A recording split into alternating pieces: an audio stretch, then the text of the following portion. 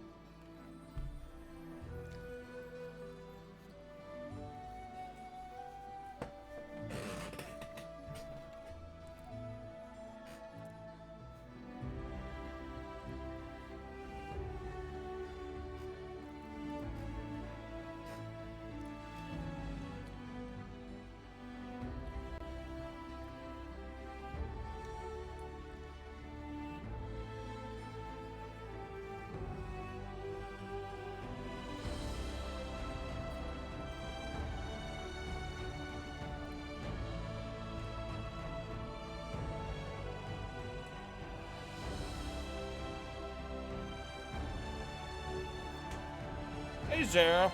How's it going, my dude? I'm eating a peanut butter and jelly.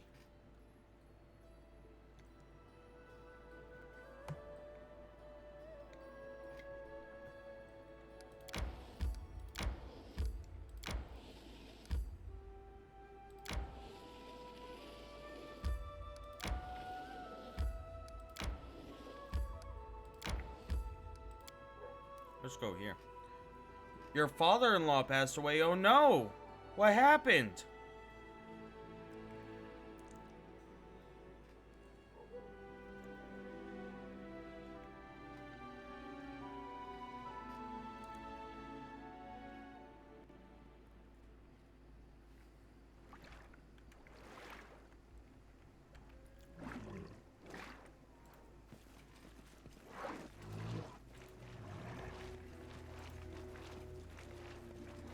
The fuck?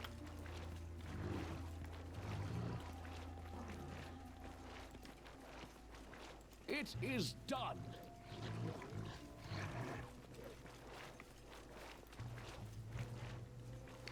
Me see, me keep.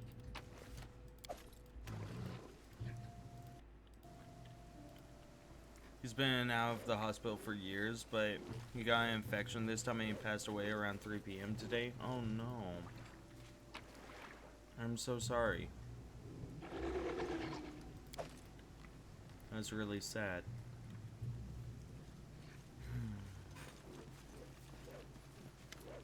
Well, I am very very sorry for your loss, Sarah. That sucks ass.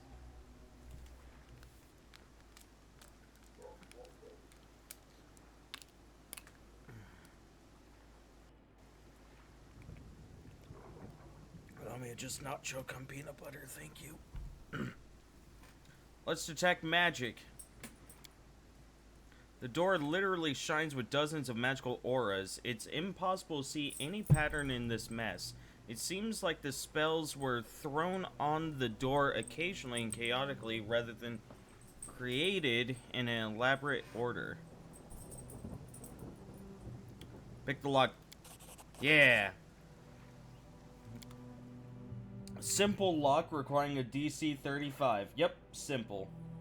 I wonder what we're going to come across in here. He was a nice guy, but he hadn't walked on his own for over 10 years. Oof. That is bad. I'm gonna eat this peanut butter and jelly before I continue.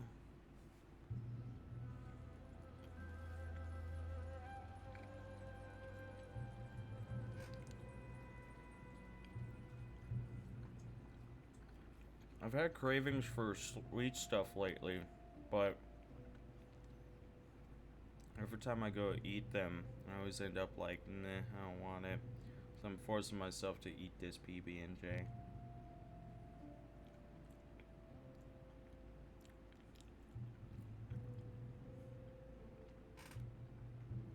Yeah, no, it's one of those deals of, you know, like, yeah, they're no longer suffering, but that's still, you know, someone that was in your life that is now out.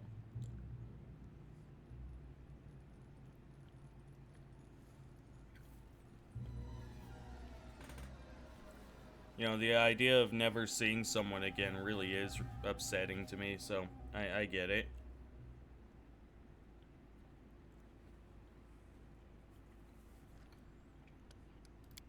I wonder what's in here.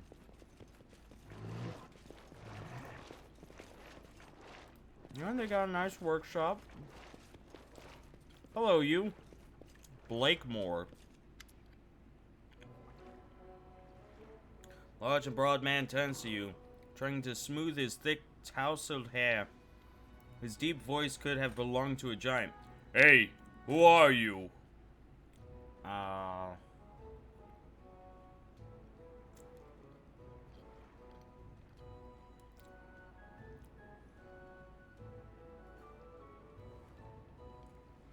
Only a 7, get that. Let's try it. I'm a fan? It worked. Ugh, another fan. You fans are the bane of my existence. And of course you're here seeking stories of the legendary Blakemore the Wizard. How can I help you? Well, that went well.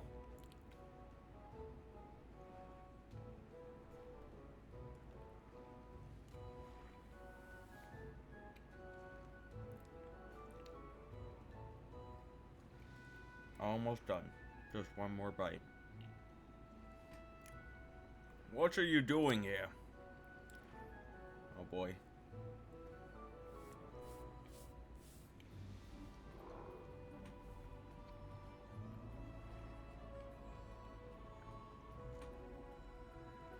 Okay. Peanut butter and jelly is finished. Let's do this. This humble dwelling is my workshop. It's where I created my masterpiece, the Cyan Magistic Grimoire, a calligraphic work of art. The client who ordered it is my good friend Captain Martin. Oh, he must be getting so impatient by now. I'm so far behind schedule. I just want the grimoire to be perfect, you see? Perhaps it's time to finish the grimoire? This book is almost finished.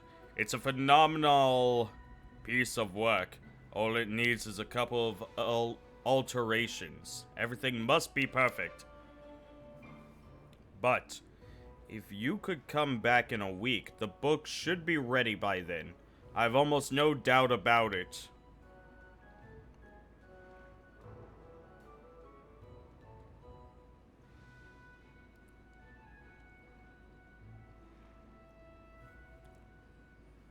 It's important to be able to accept closure. Perhaps it's time to put a period on it?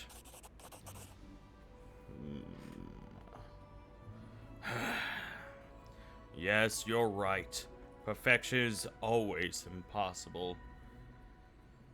Damn. 2 skill successes where I was the one talking.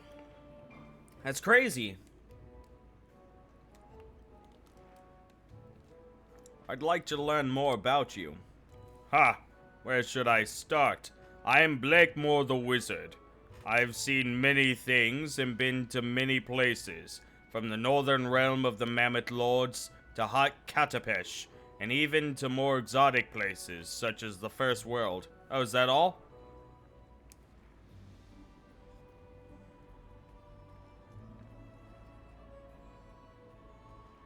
Why did you stay here? Are you hiding from someone? Only from numerous fans. My enemies are terrified of me, even the mighty devils. Once, thanks to a certain vile entity, I ended up in hell. Took the wrong portal. Long story short, I found myself in hell, and it was open season on my head. The devil Saraket was chasing me, and all I had to fight her off was a sack of low-quality tobacco, a flute of the 100 sea winds, a deaf-mute kobold servant, and the sulfur which laid in such abundance all around. but that's more than enough to trick some clueless devils. When Siraket came for me, I used my gloomiest voice to recite a spell in a language I'd only just invented. On my signal, the kobold ignited the tobacco, the whole sack of it, and clouds of stinky smoke filled the air. I pretended to go into a fit. That was the second sign. The kobold started to play his flute. Have you ever heard a deaf-mute kobold play the flute? The winds have truly gone wild. The final hurricane is descending. The end of all times. And the squirrels, my loyal friends, the squirrels start screeching in different voices from their hiding places behind the rocks. The overall effect was terrifying, I must admit. As for me, I spun a bit of magic to make the clouds of smoke look like the Devil Lord. With a booming voice, the illusory figure praised me for my efforts and gave me another task, to create a grimoire, which would act as a gateway for devils into my world. Then the wind subsided and the smoke cleared out.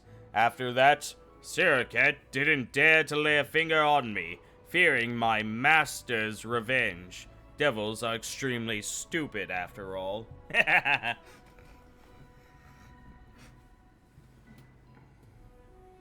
But there are more important things to discuss. I'm in need of a wise advisor. Would you like to work for me? Ha! I've been an advisor once already, and I don't want to do it again. I once served one of the Merfolk kings. My service went on quite successfully until I got into an affair with the princess, the king's daughter. Though her virtue was guarded day and night, and anyone who dared approach stood under threat of execution, my feelings overtook me, and we managed to run away together.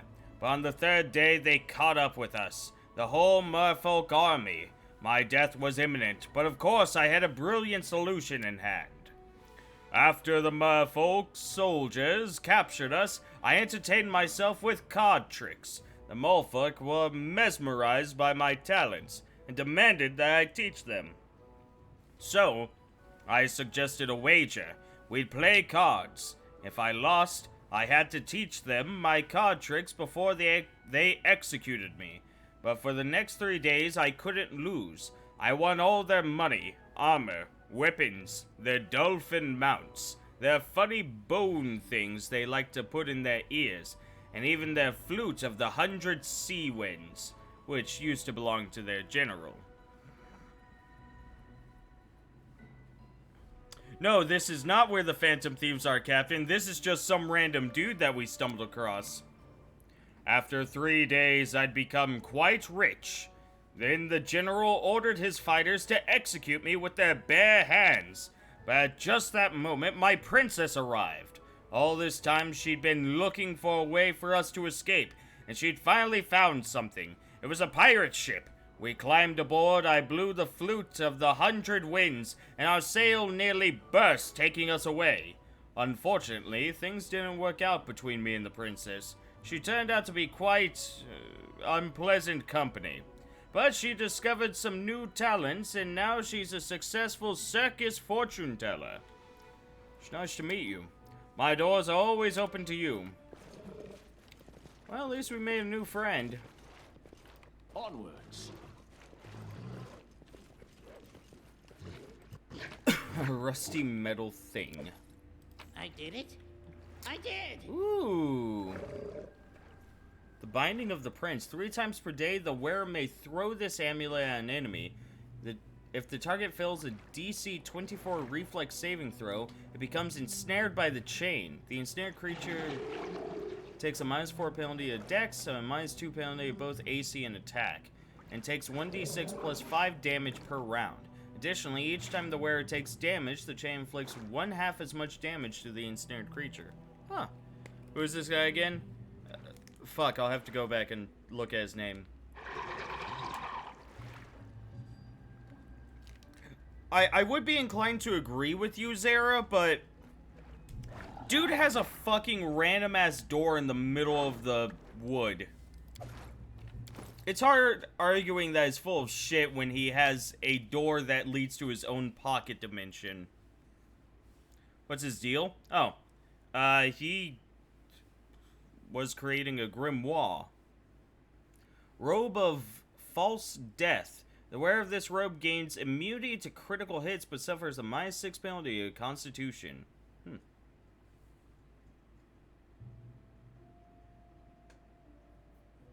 Oh, right, Golden Vision. Yeah. Oh, is this the Grimoire? Yeah! Summons a furious squirrel storm. It appears where you designate and acts according to its initiative check result. It attacks your opponent to the best of its abilities.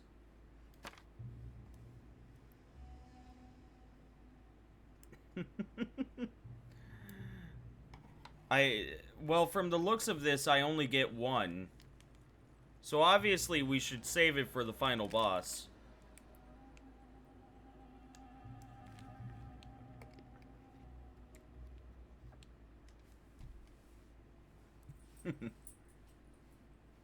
What was the other item we got?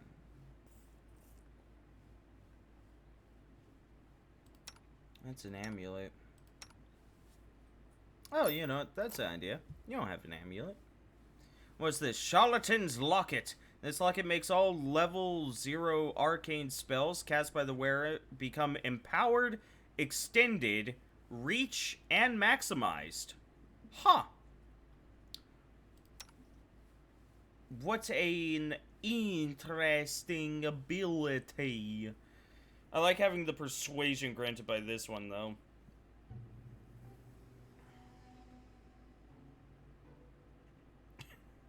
That'd be cool. I know nothing about Ratatoskr. Ratatoskr. Yeah, Ratatoskr.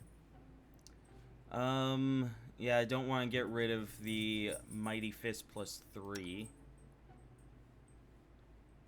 I'll probably just go to one of my mini arcane spellcasters.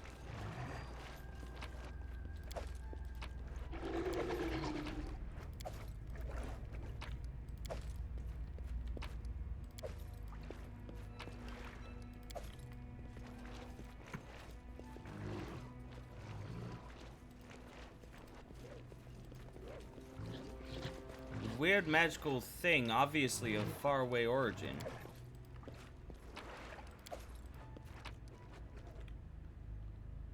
Some good old dinosaur bones.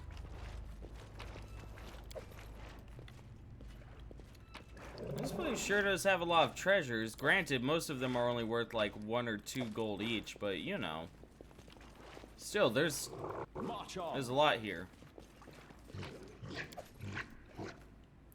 Pile of crumpled pages covered with impeccable but unrecognizable calligraphic writing.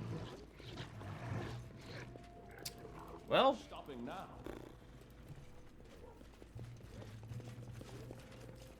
he's just a sentient squirrel who fucks with people on the world tree.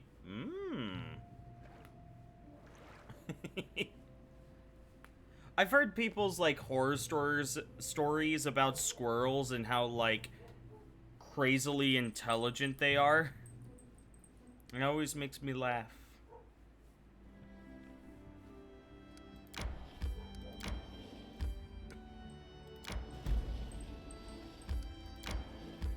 To the mysterious shrine. Squirrel's a good writing material? Probably. What's this?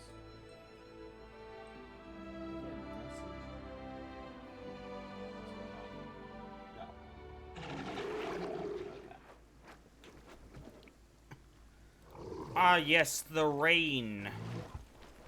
The rain of pain.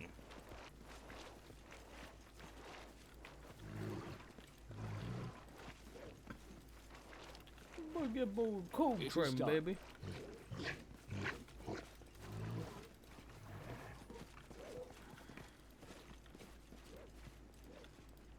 Where's a oh, hey, it's this place.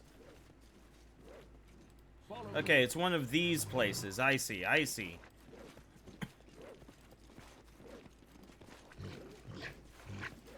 I'm still not entirely sure what is, what to do with this puzzle.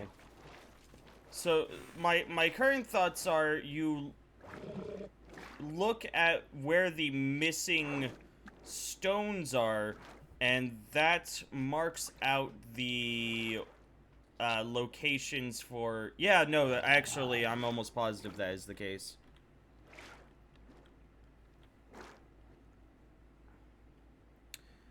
Okay, well, this is going to be a lot easier once I know the location of all 5 of them.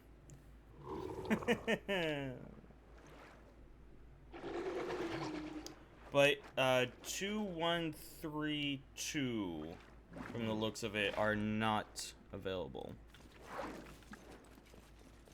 2132.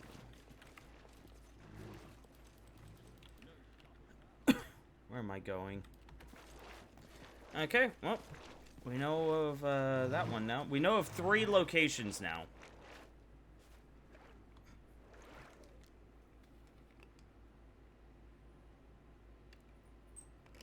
I'll have to remind myself of one of the locations, because for the life of me, I can't remember where I found it. But, you know, details. 2132.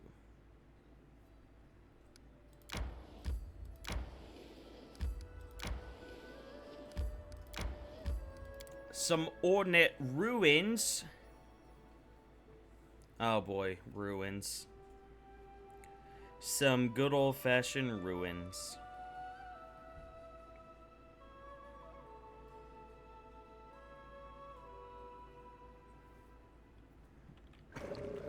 So what's going on here? Onwards.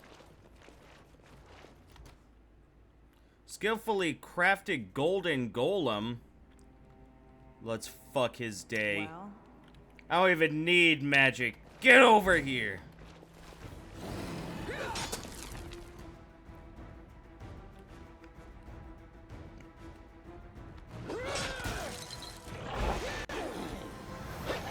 That bitch just used color spray on us?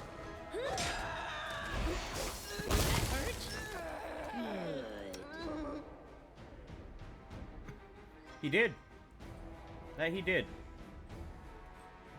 I don't have any diamonds. I need to remember to pick some up. It's all good though, because we still have Breath of Life.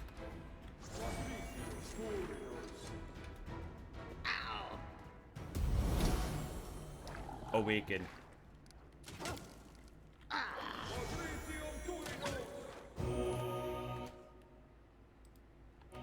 Oh, that's a Kundayo. A Kundayo got turned into a dog. The fuck?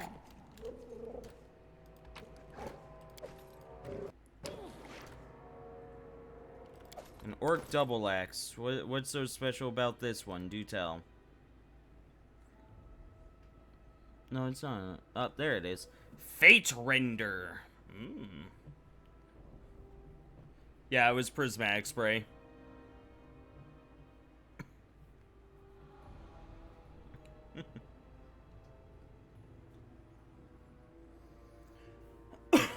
It's a +5/+5 double axe. Whenever the first blade lands a hit, it marks the target for an execution. Whenever the second blade hits a marked target, it removes the mark and deals an additional 1d10 plus wielder's strength modifier and damage. Hot diggity, that is... I was about to say, I'm tempted to give that to Amiri, but then I'd have to start leveling... I'd have to, use up some of her feats to, allow her to use that. Who's there? Lamage too? You okay? Oh, he's dealing with some insanity. What's going on with you?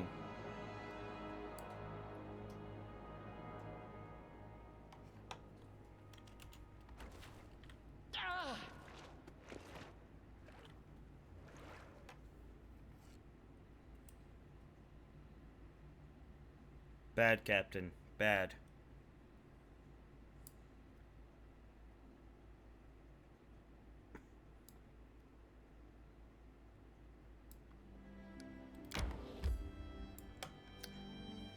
So I certainly hope this insanity isn't actually permanent. I should probably start looking through my spells now as to if I have anything to counteract this, huh?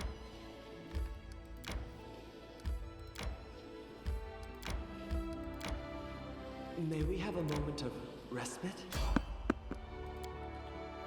Someone's on the road!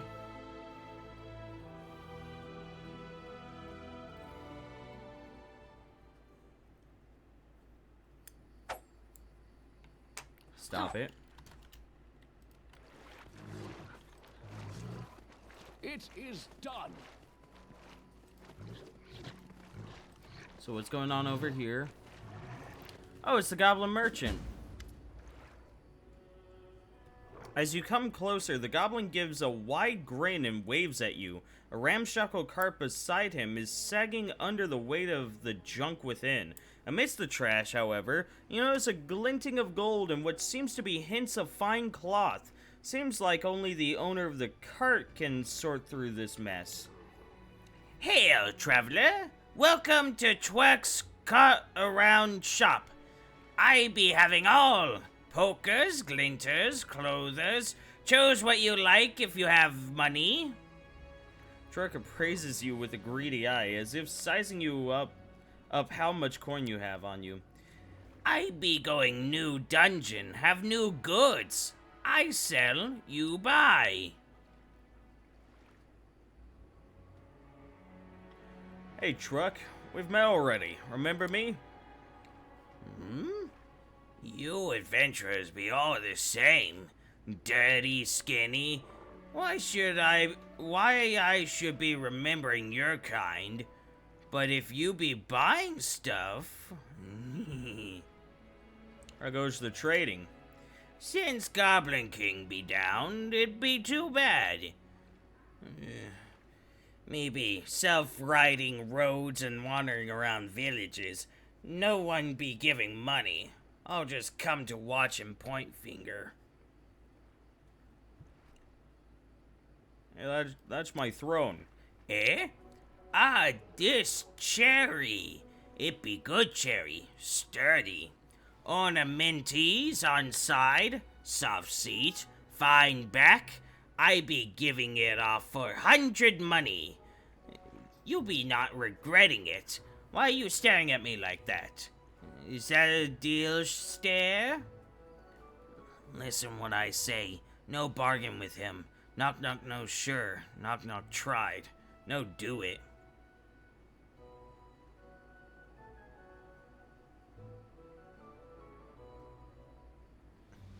Are you crazy? This is my royal throne. How can you demand gold for that which is rightfully mine? Eh? That true? Right. Maybe asking too little. It'd be worth 200 monies. Told you not to bargain.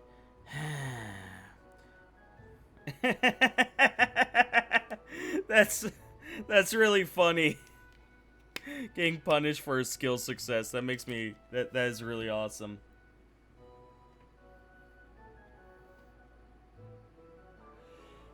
Yeah.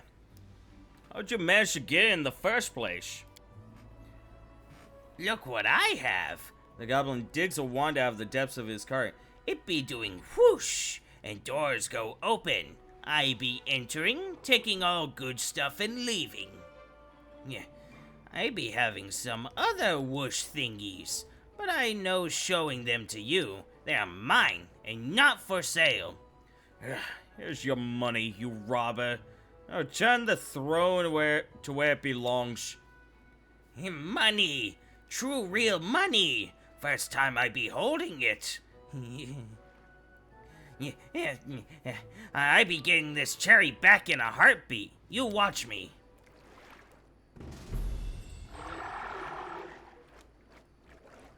No stopping now.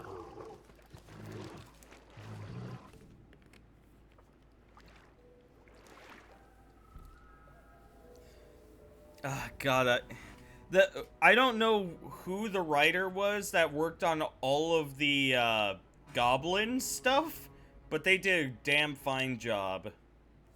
Time to get some rest, isn't it? Okay, now, question. What spell do I need to get rid of insanity?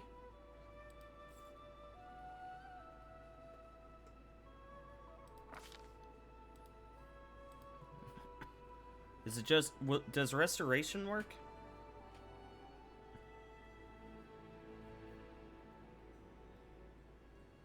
No, it gets rid of fatigue and exhaustion, but this...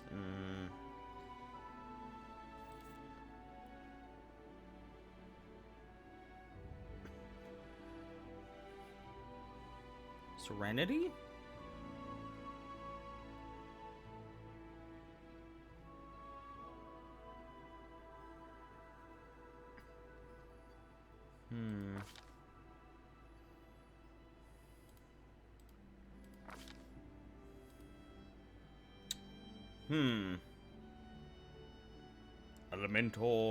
Elemental Assessor. Oh boy, hold on. Pathfinder, Kingmaker, Insanity. Permanent Insanity, yep. How to deal with.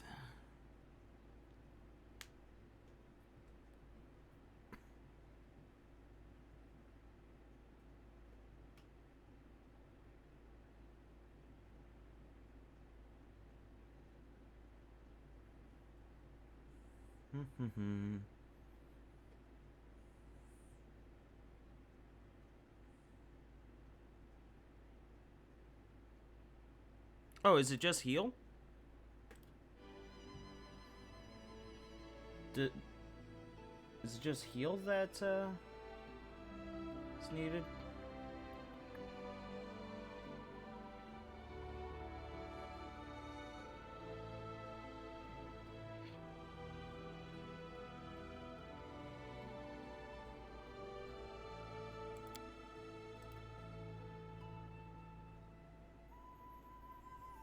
Wipe away injury and affliction. It immediately ends any of the following.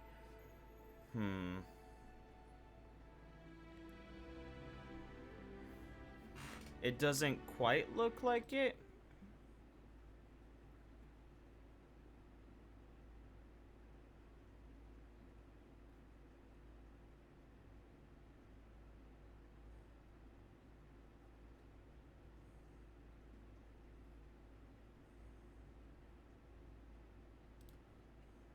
Desi! I did miss you. How's it going? Hold on.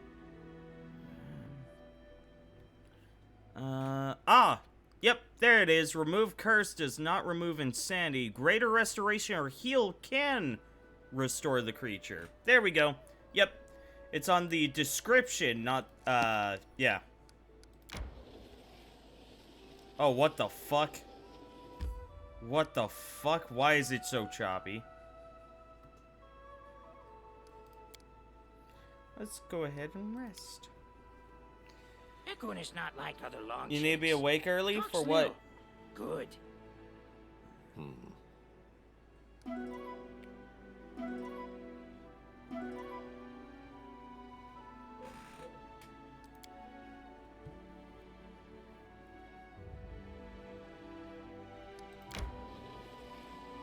Desi, why are people always forcing you to be awake early?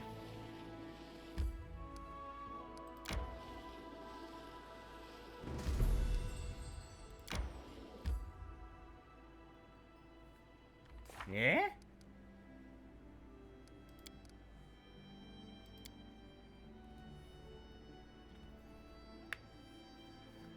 Yeah?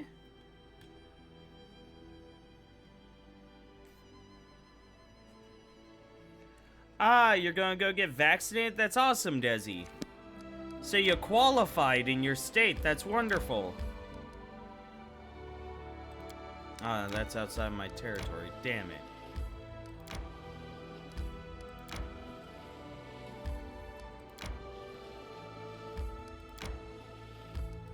To the Wicked Hill. Dude, this hill, it's pretty wicked. No COVID for you? Yeah. I'd love to go get vaccinated, but I'm very low priority on the list right now. And Texas isn't really a speedy state. Qualified medically and occupationally, swag. Negative 6,371 damage.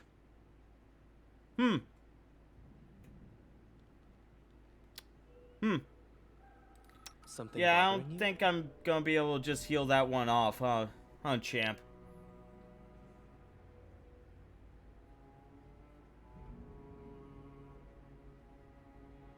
Yeah, I don't have the diamond right now, unfortunately. Okay, well, at the very least, I can heal Knock Knock. Oh my god, he avoided via concealment. Just greater restoration then. Whoa, what? How'd you come back?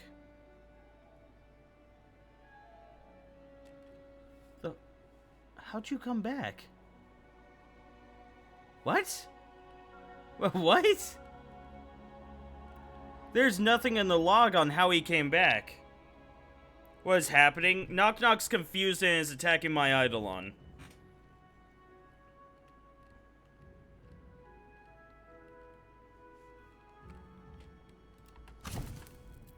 Oh, whoops. Didn't move right there. Yeah. Please not rap skull. Miss. How may I help? Okay, we have another heal. Miss due to remember when we're leaving.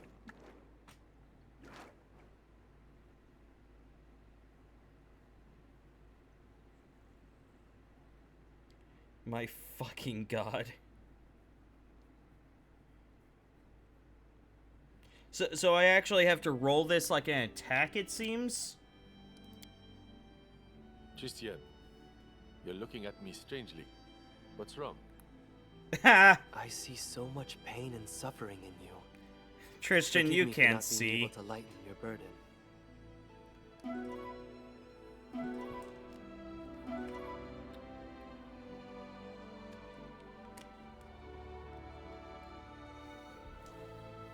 Why the fuck is your family telling you not to get the vaccine?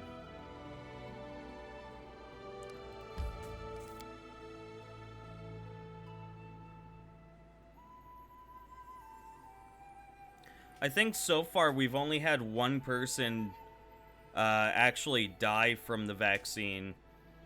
And that was supposed... Like, she was like a 60-year-old woman. And they don't supposedly know what happened. But if I had to guess, she may have had drugs in her system already.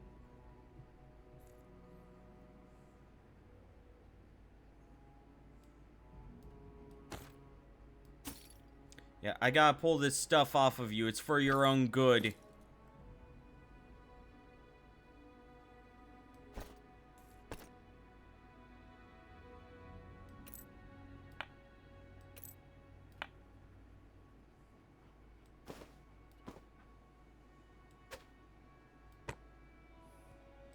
It's for your own good, Knock Knock. Confide in me.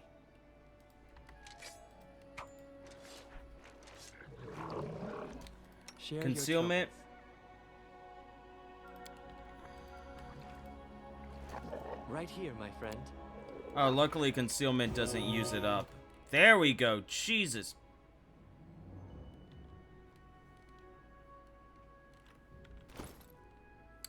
Okay, we did it. Smells too nice.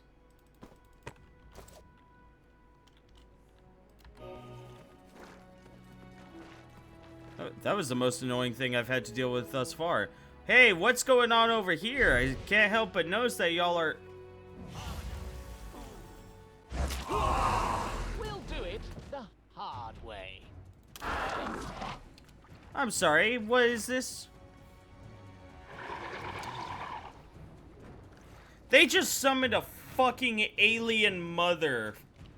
They summoned a xenomorph queen is what they just did.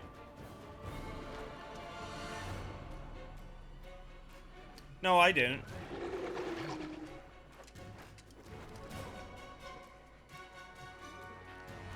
Yeah, Captain, don't tell me what I forgot to do when you weren't the one paying attention.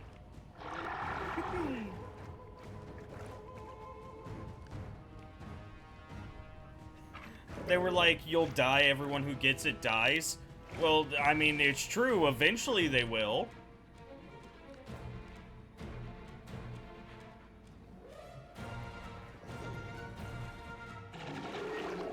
It's all good, Captain.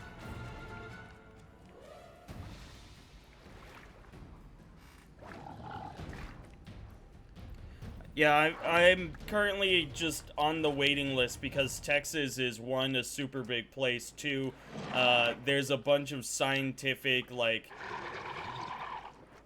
science deniers that are like, what? No, we don't need vaccines that are slowing down the process. And then three, basically, I have no idea how I'm supposed to sign up. But I'm expecting my school is basically going to send out a mass message once all students are available. Your family doesn't want it either. What the f— Oh, Kundayo is still a dog. How do I fix this?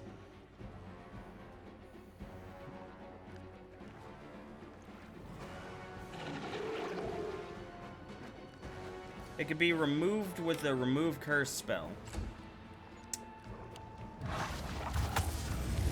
No! No, not this as well! No! Yeah, I don't think I have remove curse prepared. I didn't realize that that was a permanent effect. Okay, so, you know, that's fine. That's fine, we'll deal with that.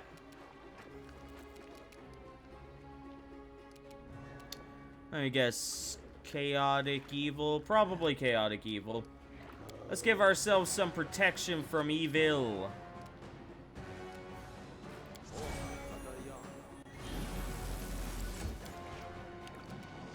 Can I also just dispel it? I could probably dispel it.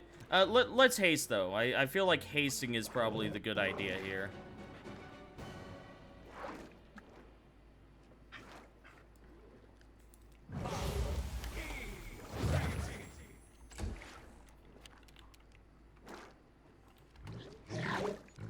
Miss due to concealment. Okay. Miss due to concealment. Knock Knock used to lighting enemies on fire first. Just a miss. Tear them apart! Miss.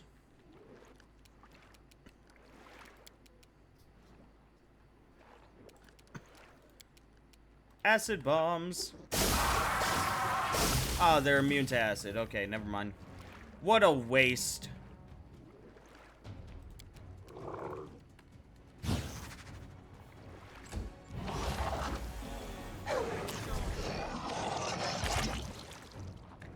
Finger of Death followed by Vampiric Touch. Yeah, okay.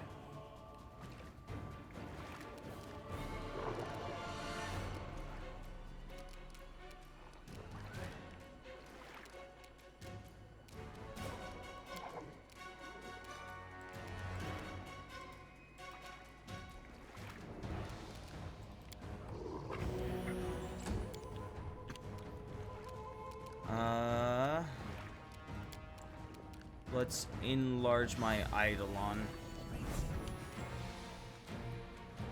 You have news for us. I think they forget I'm not 12. I don't know. This is frequently a recurring issue.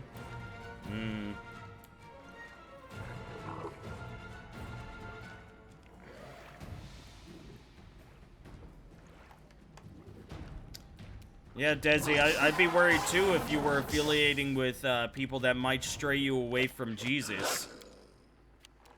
Be easier if you not fight. You know, thank goodness you're a good Christian girl. I'm glad I turned on turn-based for this one. This actually seemed like a fight where I needed turn-based. Okay, so...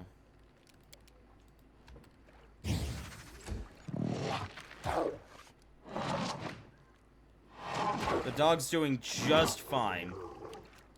Yeah, okay, so they... It doesn't matter how much HP you have, you're dying at least... For us, it would be at least 15 hits. No matter how much HP he does. 15 hits.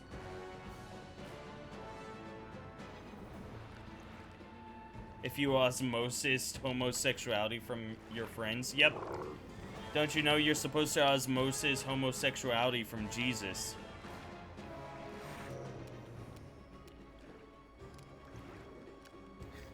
Don't you remember that scripture where Jesus said, "Yeah, man, butt sex is pretty cool."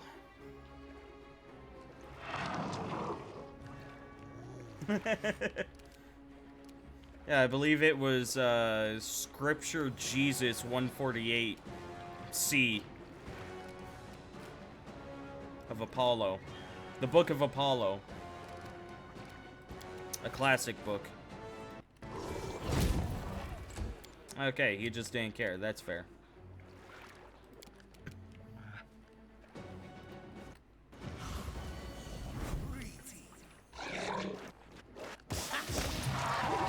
We did it!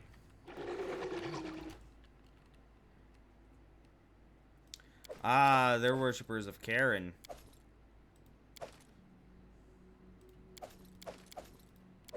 Or Sharon, you know. One of them lived. I saw him run off this way. Melted pliers with the Technic League brand. Where'd he go? Where'd he go? Well, let me at him. Where'd he go? Follow me.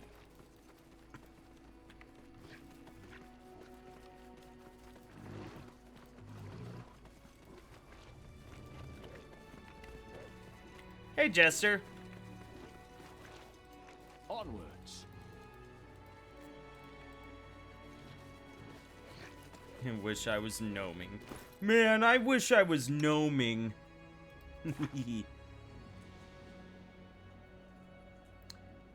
Okay, hold on. Remove curse. I want to say it's 3rd level. Remove curse. Hey, we just so happen to have a free 3rd level spell slot. Now we just have to rest before we can cure Kundayo. I am gonna see if Dispel Magic works on him, though.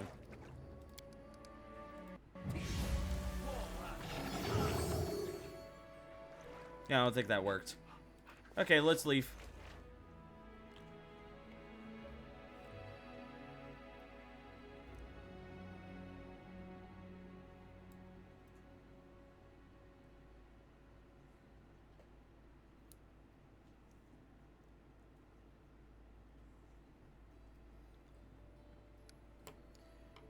Desi actually has one not so well used dildo in their collection.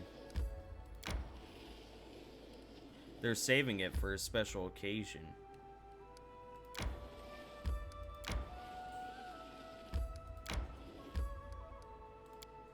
That's outside my... Okay, that's fine.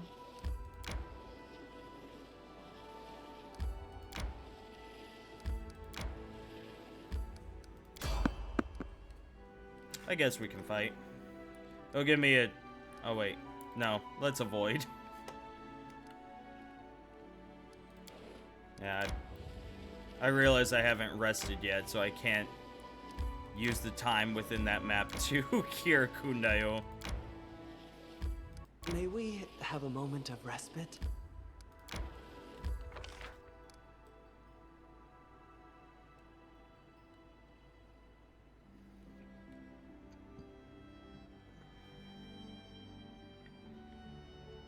Could move down to Pataxin to explore this side of the river. Let me check how my stuff is coming along, because I was exploring because everyone was busy. Hey, Jod managed to figure out the choking death issue. You can't say the word meteorologist. Your terrible spelling reminded you. Just woke up not too long ago and I was greeted with a nosebleed. Oofles. I hope you got that under control. I say it mediatologist, and nobody ever corrected me because everyone thought it was cute. Fake friends.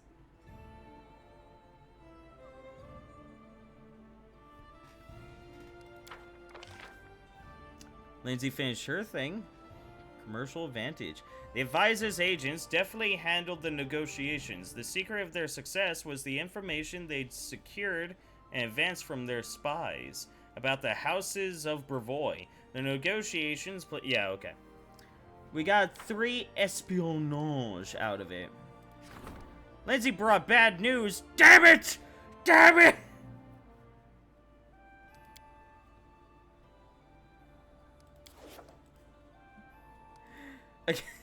I already talked in this chat about how much I love overreactions to minor things, right? Man, dude, you're a spaz. Don't call me a fucking spaz! Desi actually has one not so well used dildo in their collection. They're saving it for a special occasion. Me, I'm funny.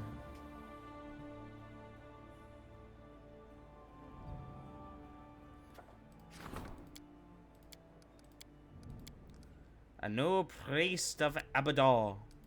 Abadar. Well, I need to dedicate people to these things, so you know. The People's Defenders. Go deal with that, Mary. Can support the Grand Diplomat and can support my counselor, but they're busy. But I digress. It means I can go back home and get back to my city management. My favorite thing to do in this game. Manage the city.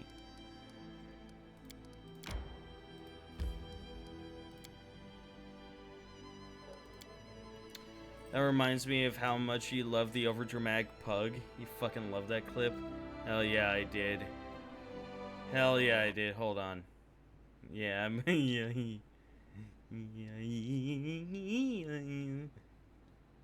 Okay.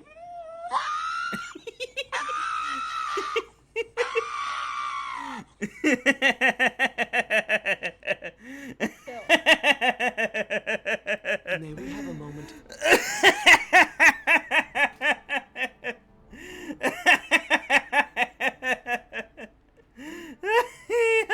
You're so funny. He's a funny bug. He goes, ah! What did they call you, Queen Duke? I don't know. That scared me crying. Yeah, he's funny. Lindsay's cheeks are flushed and she's out of breath. It seems like she must have run all the way to the throne room. Disaster! It's a disaster, Your Highness! What is it, Lindsay? The whole kingdom's on fire! Well, metaphorically speaking, and some of it literally. First of all, we've got armed gangs ranging along our border with Patax, robbing and killing people, destroying food stores, and damaging any property they come across.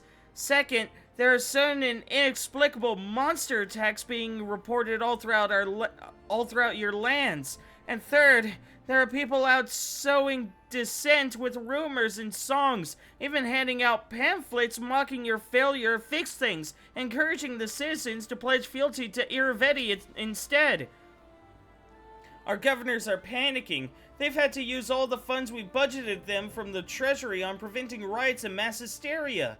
Several provinces have already refused to attempt gathering taxes from the people, claiming that just trying would be tantamount to suicide. We don't have much time.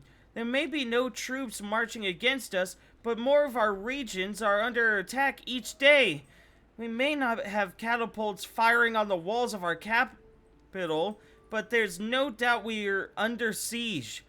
There are no battlefronts and no battalions, but there are plenty of victims. We've been attacked without reason and without declaration of war. We have only one option. To kick Iravetti's ass and show everyone the River Kingdoms just who's the master around here.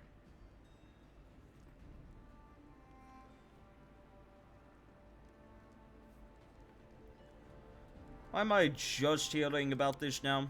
At first, no one thought these isolated events could be part of some conspiracy. Even now, it's likely few have figured it out. But these events have all developed too quickly, and what seems like a concerted effort, as though someone were pulling the strings from behind a curtain. And there's more than enough evidence tying these strings to Pitax. So you think Iravetti is behind all this? Who else could it be? Bandits' attacks are increasing along our borders with Pitax, and the bards spouting negative propaganda against you are singing the praises of Iravetti at the same time. Hell, he even invited you to the Rushlight tournament for the sole purpose of mocking you. Who else would backstab their opponents in such a low, conniving way? This is just like him, that nasty, slimy, fat-headed prick. If he were here right now... Do you have any definitive proof that would allow us to formally expose Iravetti? Not yet, but I'm sure the agency hired will have something we can use. It's a good idea, though. Expose Iravetti, show the whole world the dirty game he's playing. It would definitely help us. When you deal with his spies, be sure to keep your eyes open. Have a good night, Desi. Pleasant dreams and all that. Thank you for stopping by. Bye-bye. Mwah. I thought the Stolen Lands were used to dealing with bandits. Thing is, they may be dressed like bandits, but they're behaving completely differently. Bandits wouldn't decimate the peasant population, burn the fields, and poison their wells. Then there wouldn't be anyone to extort next time. Much more profitable to just shake them down every once in a while. That's why local thugs tend to be well known. But nobody recognizes these new ones, and all that's left behind after their raids are corpses and scorched fields. It's gotten to the point that our bandits are fighting these outsiders. Some of the villages are even gathering weapons and supplies to help our bandits, because they at least let them live, but they're still losing. What do we know about these monster attacks? The reports are controversial. They talk about things you wouldn't even hear in fairy tales. Educated wyverns, trolls wearing armor, even undetectable goblin ghosts. But all the testimonies agree on one thing. They emerge in small groups literally from nowhere. In the middle of a field, in the center of a city square, on fortress parapets. One inn reported monsters rushing into the common hall from bedrooms and storerooms. And in a temple nearby, the monsters fell down from the heads of the praying congregation, breaking through the roof with a wild roar. Just a few hours ago, a messenger showed up at the castle with a missive offering the service of a group of rangers who specialize in investigating mysterious cases similar to these. For a small fee, they're ready to facilitate establishing the nature of these inexplicable events.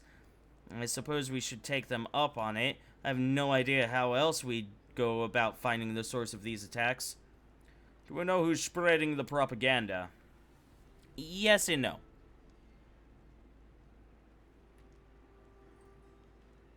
The bards handing out pamphlets and singing slander about you have been seen in city streets, but none have been caught. Obviously, someplace in Pitax is training these people and printing up their pamphlets. And judging by the style and quality of the text, someone from Pitax's Academy of Grand Arts was tasked with the mudslinging. I'd recognize their style of verse from miles away. If I were you, that's where I'd start looking for agitators. Enough talk then. There's no time to waste.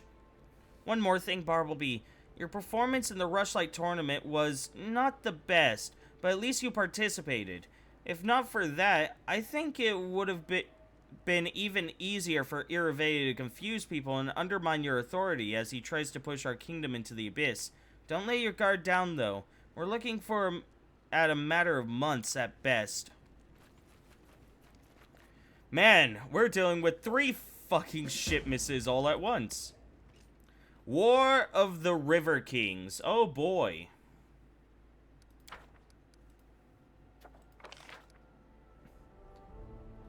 Monsters sent by Iravedi are attacking the kingdom. Okay. Well, fuck. Oh, fuck. They're both busy. And they're both busy for, like, over a month. Okay. Well, okay.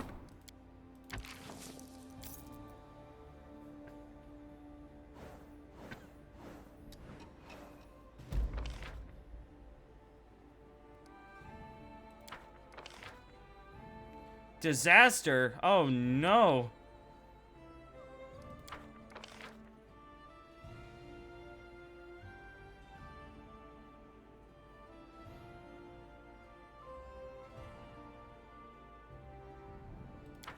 I still got a +1 espionage from that. Huh. +5 stability.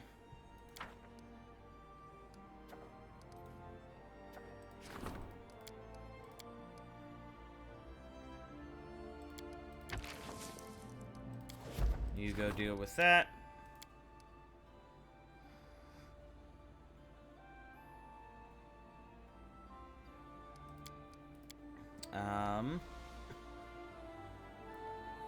This just simply requires 20 days to solve.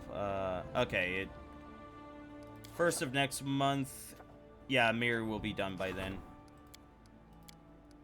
Hunt the hunters. Oh boy. Okay. Let's just not even try with that one.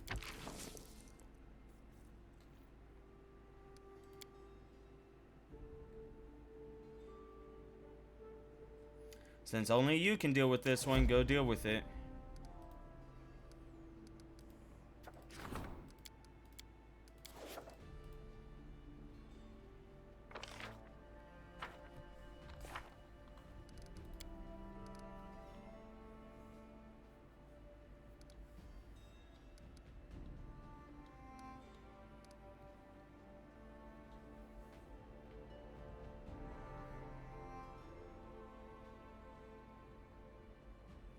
Oh boy, so we're just gonna be taking a bunch of hits, aren't we?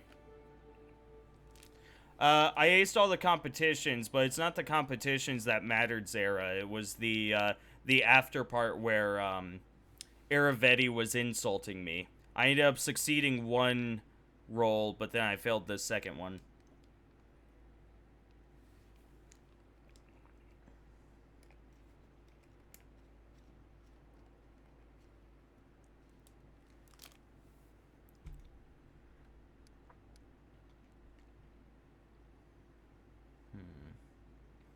Little town, you say?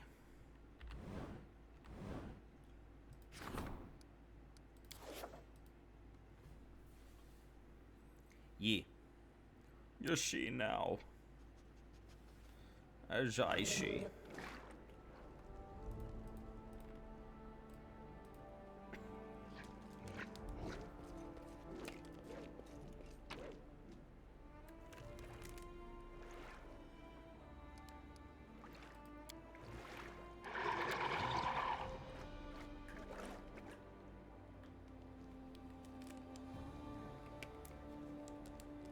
Well, let's head off to this here Little Keep.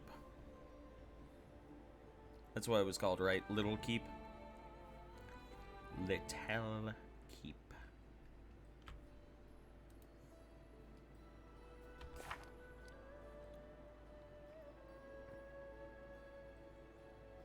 Little Town. Little Town. Not Keep, Town. Do we know of a little town? I don't think we know of a little town. But I'm sure if we go searching a little, we'll probably be able to find one. Maybe.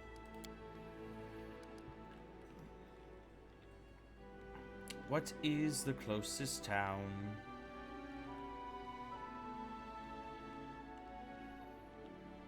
It isn't the closest, but I think technically... Where is that city? Yeah, I think technically Glenshire is the closest.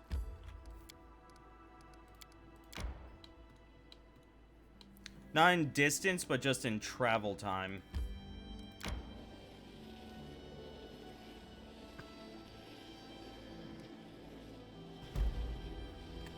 The menagerie.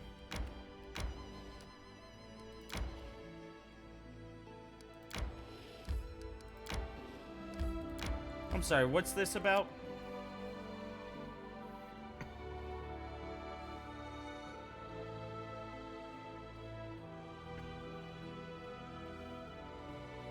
We've come this way before, so that means that this only appeared now because it's only available now.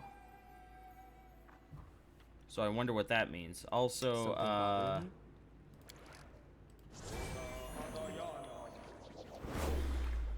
wait, hold on. That's not how that works.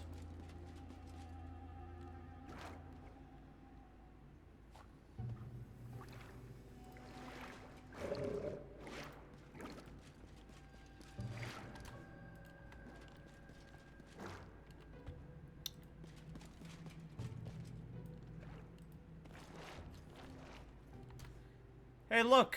Trolls! We should move.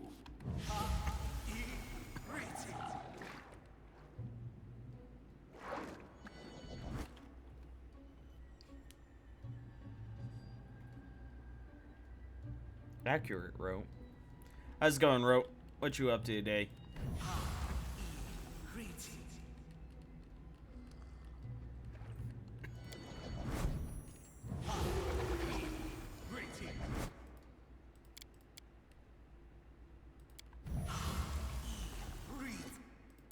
Yes?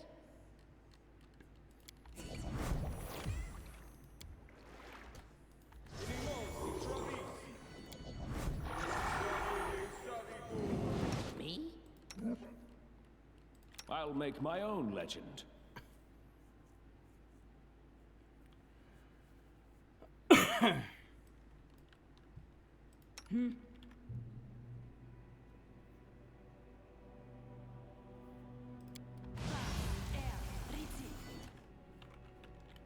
Go get him. That's a bunch of trolls.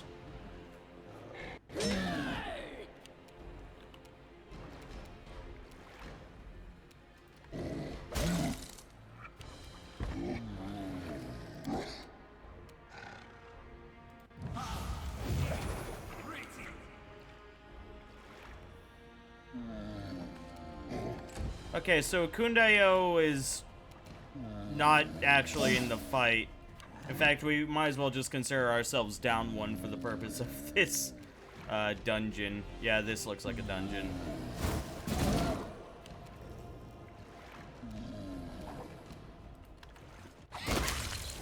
Ooh!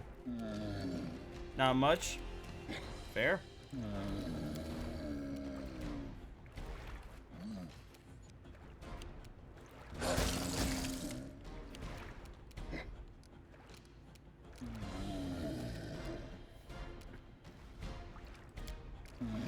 Could summon a boogeyman. Could. I could wait. I think we have the situation under control, so let's not go doing anything hasty yet. Just yet.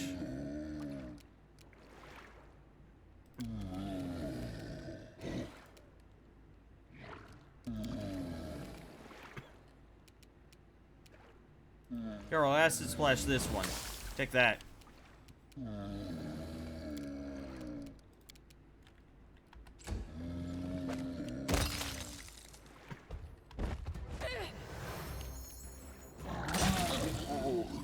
Get fucked, nerd.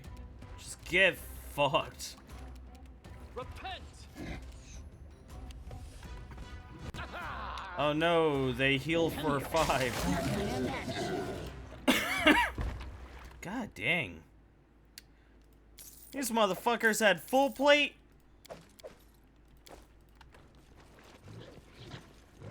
Irvetti just No giving you stopping motherfuckers full plate.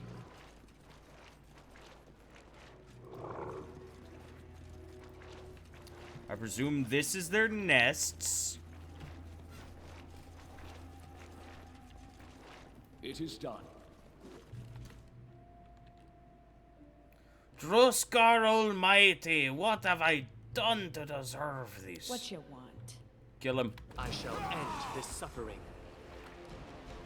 Oh, honestly, I don't think I need this. Sarenrae, be generous to them, for I am not. Look out, a Kundayo's coming for you.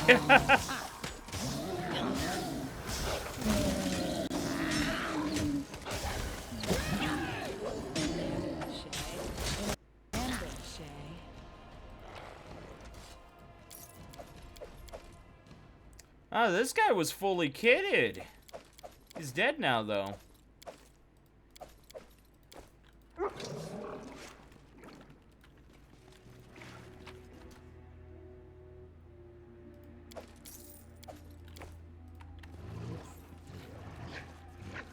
March on.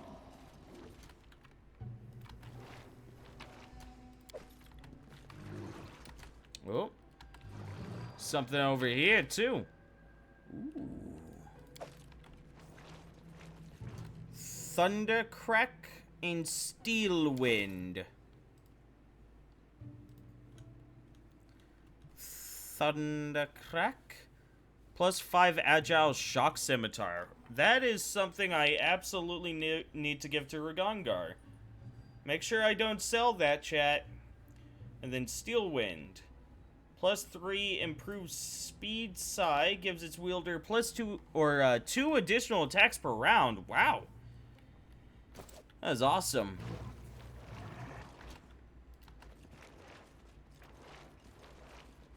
Done with waiting. Stay inside the circle. Pah! What does he care if he loses a few toes, though? He'll grow new ones. Yeah, stand as you want. No worries. He... Well, where should we throw this batch? How many times must I say it? Don't bother me when I... The wizard turns to you and cries out in surprise. It's none other than Nerd Zottenroppel. Who?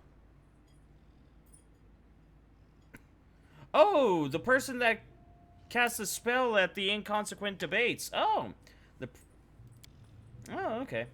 Ah, here you are, Bartleby Blackfoot. I've been waiting for you for some time. Irvetti was afraid you would find us immediately, but he obviously overestimated your abilities. An unexpected encounter at an unexpected place. I fear your pranks have gone too far, Lady Zottenroppel. Oh, Bartleby Blackfoot, you brought your charming friend with you. Why don't you come a little closer, Sir Jubilost? I have a few delightfully fun spells in stock for you. Are you the one shitting monsters to my land? Who else? The great and terrible Nerd Zottenroppel, the world-famous wizard and master of teleportation. I liked playing with you very much, Bartleby. Without you there, the inconsequent debates would have been mortally boring. Mortally boring! Nicely put, eh?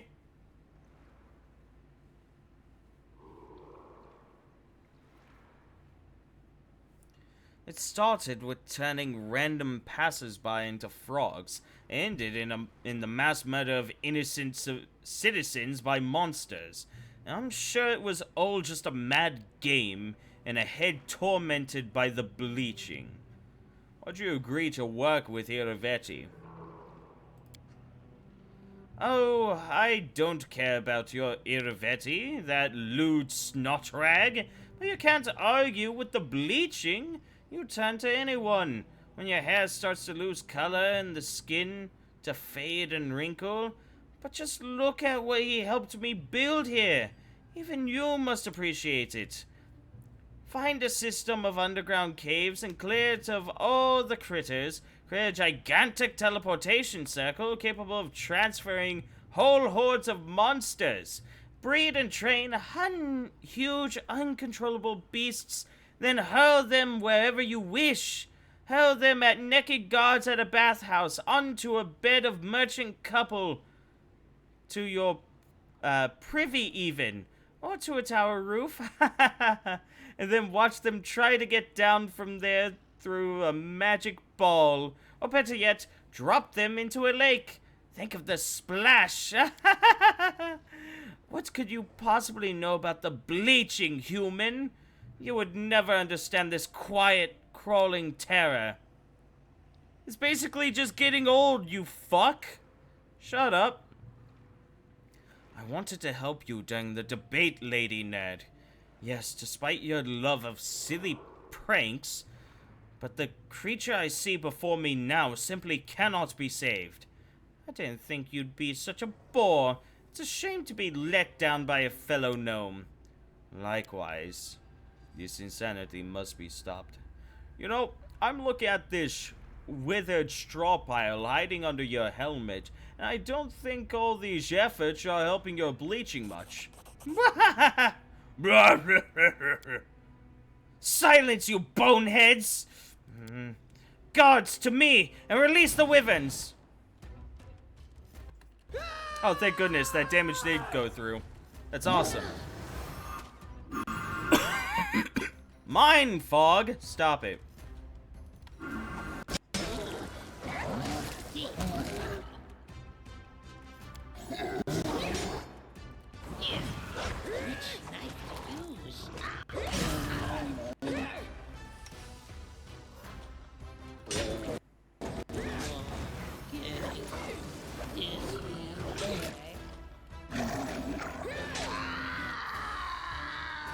Fuck.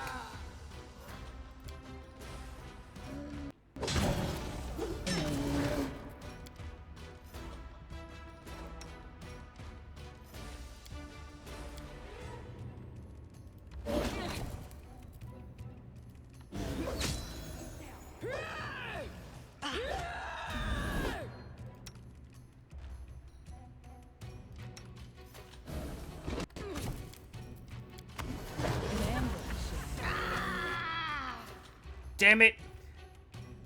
Get back up, you slut!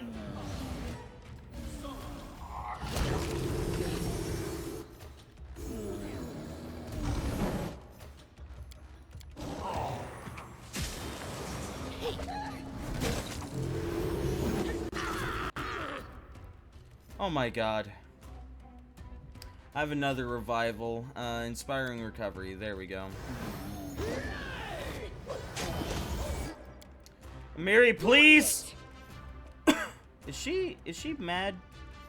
No, I think that's just her sword. But this is...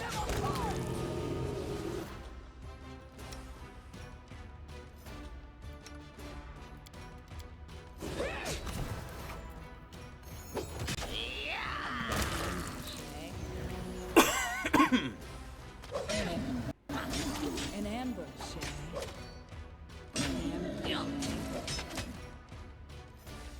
Okay, everyone, please stop. Let me just, There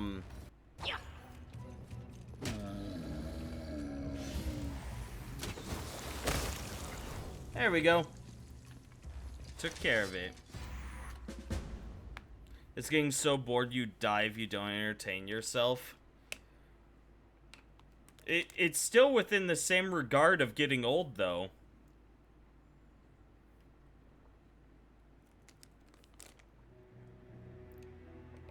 It's just, you know, imagine if you could hold off getting old by entertaining yourself. You know?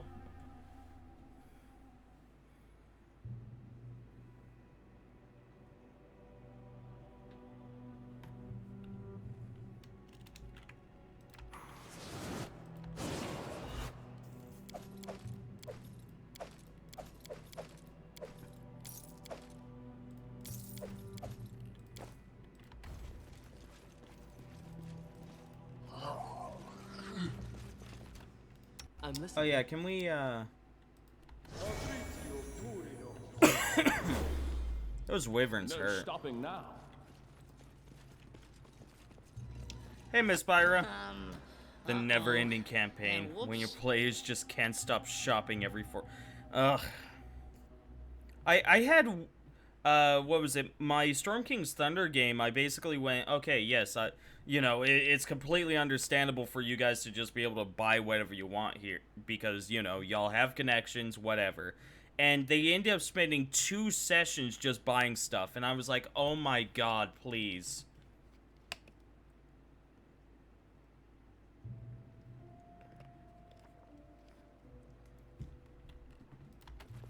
You can thank me now. Thank you, Jubilost. Ancient Wyvern. Here I am. See. Wow, you're, ooh. Confide in me. Let me actually undo all of that ability damage. Where's my Greater Restoration?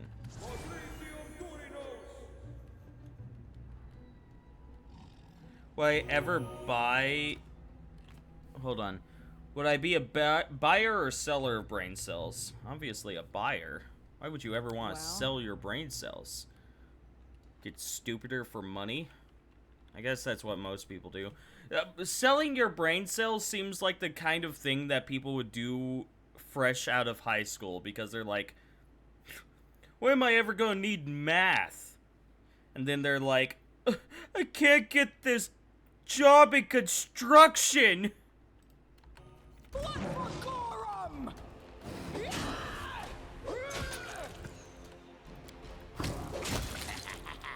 Knife time.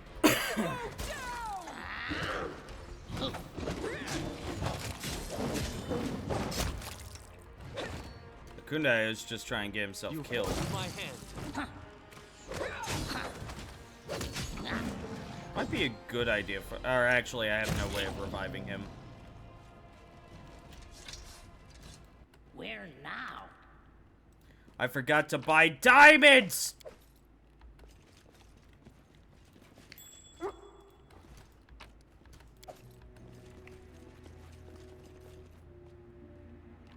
Oh. Oh, so I take it I could have come down here and killed the wyverns so I wouldn't have had to deal with them during the fight. Something like that. I don't know.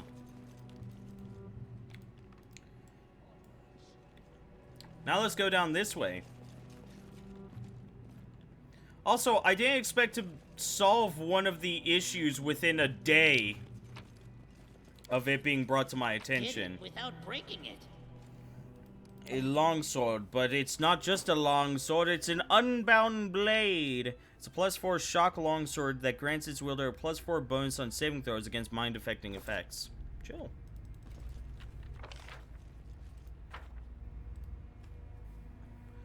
The more shocking and vivid a gnome's life, the more vivid she herself becomes and the longer she lives. The lack of excitement causes a fading of color and is accompanied by depression, the dulling of curiosity, heralding the beginning of the vicious spiral that leads to insanity and death. A gnome's age is not tied to the passing of time. Instead, every year a gnome lives without experiencing new wonders takes a toll on her physiology, causing her age noticeably.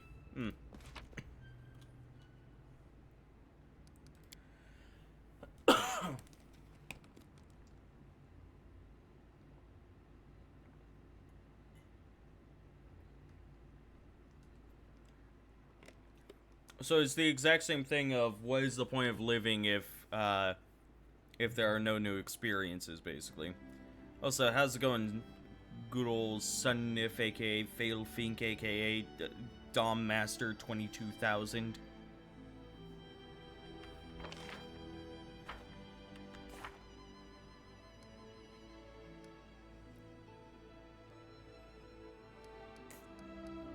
Solve that one real fast.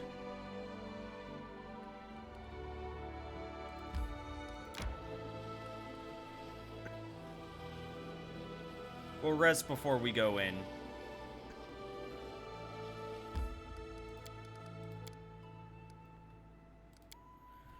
What Jump Jump doing? it fun? Involve stabbing? Only if I stab you, idiot. Take a smell and stand over there. Way over there. In fact, just keep going. I'll tell you when to stop. Yes, I get that, Sarah. Yeah. The irony in that the bleaching began because of their overt curiosity. And then basically being cursed to be like, okay, if curiosity is what you like, then how about this? You gotta keep discovering shit and, you know, stimulating your mind, otherwise you fucking die. How does that sound? My name's Pharasma. I'm not a shitty god.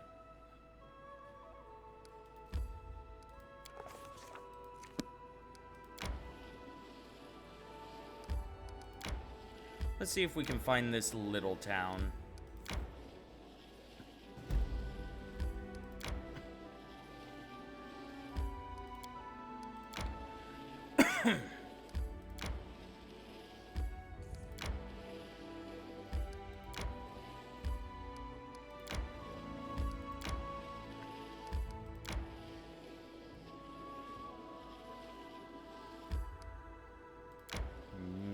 May we have a moment of respite? No!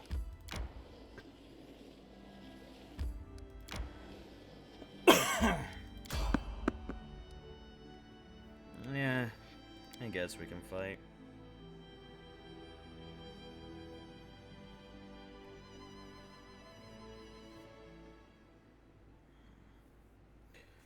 Miss Pyra, what are you up to today?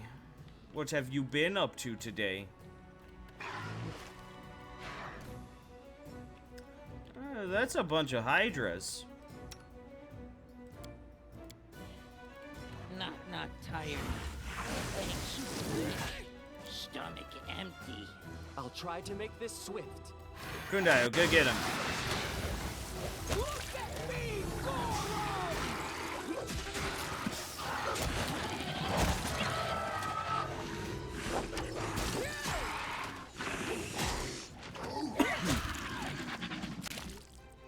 Perfect. Hopefully.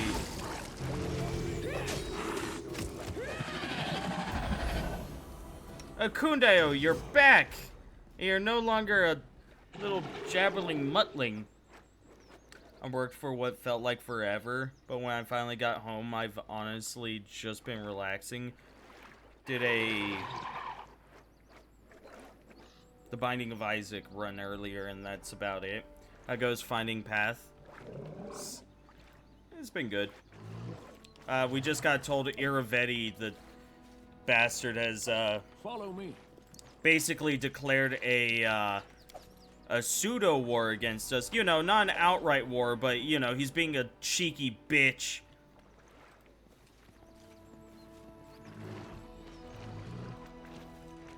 I'm listening.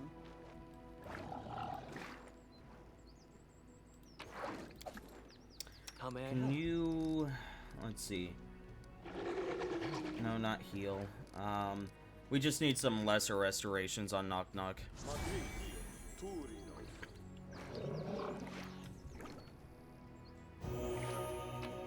He can move now. He can move. He can fight!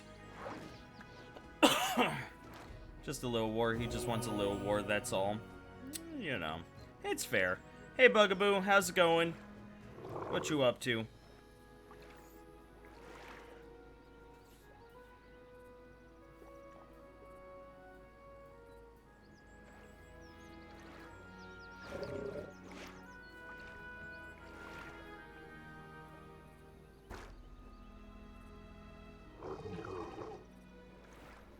So, what you're telling me, Captain, is the way to kill off the elves in Tolkien's canon is to just, like, keep burning down their forests and whatnot, and, like, kill their animals in front of them until they just, like, stop wanting to live.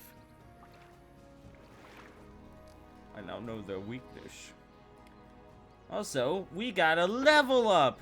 And we could summon, summon monster 8 Summon Monster 8, everyone! Gonna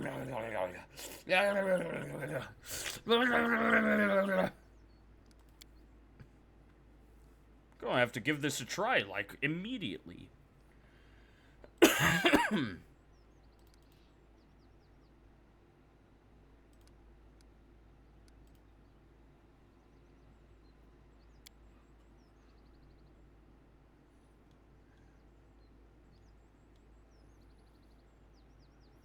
What to take?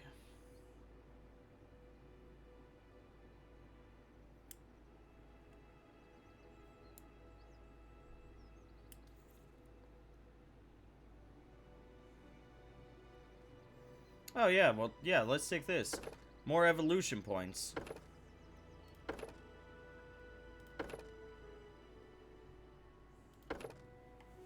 Angie attacks acid. I always have to remember all the stuff I take. Gore, reach. Where are the other ones? Improved natural... No, that's improved natural armor. That's not what I'm wanting. Improved damage. Other.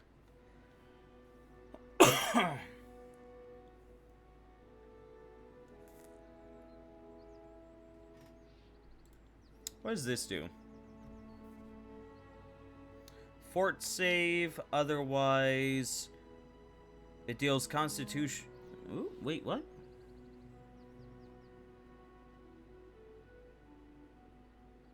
For 2 additional evolution.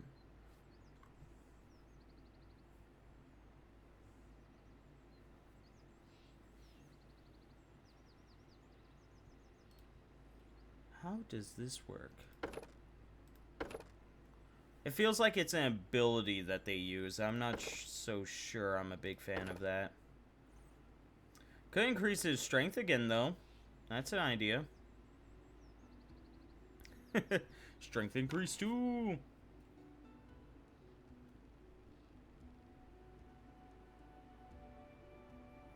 Yeah, no, Drow are fleshed out for a good reason. And you're playing Animal Crossing. Animal Crossing. Everyone wants to know more about the Edgelords. I think one thing that makes me really upset Spaghetti is that I don't think I've seen anyone play a Drow in a way that, yeah, that they should. Yeah, they always make them like Edgelords and whatnot. And it's like, the Drow aren't just fucking edgelords. I hope you realize that. Like, you know, they aren't going to be acting like Sasuke Uchiha from Naruto. You know, female Drow are typically going to be like, ew, the men, disgusting, you're beneath me. And, you know, like male Drow are typically actually male Drow are kind of likely to just be like normal elves, except, you know, they've been raised to be like slaves and servants and well, no, not slaves. Drow males are not slaves. Everyone else is slaves. So they'll at least see themselves above every other race, but, you know, for the most part, they can be good. You know, it's like there's a reason why the 2 most famous Drow in existence are male. And it's not just because of sexism in D&D, although that is a case, but it's because the circumstances for that are laid out in Drow society allows male Drow more likelihood of exploring their options, whereas female Drow, it's like, why would we change what, you know, what is already working for us? What's D&D if not stereotypical? Yeah. Well, you know, I'm okay with D&D being stereotypical. What I want is for my players to not be stereotypical. I want them to introduce new and interesting ideas to the table.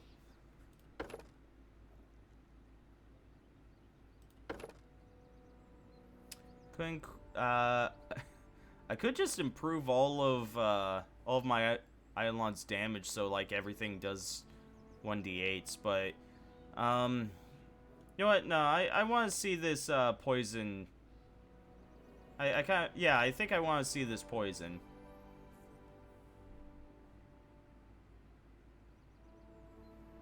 Because it's either that or I increase strength again. One of the two.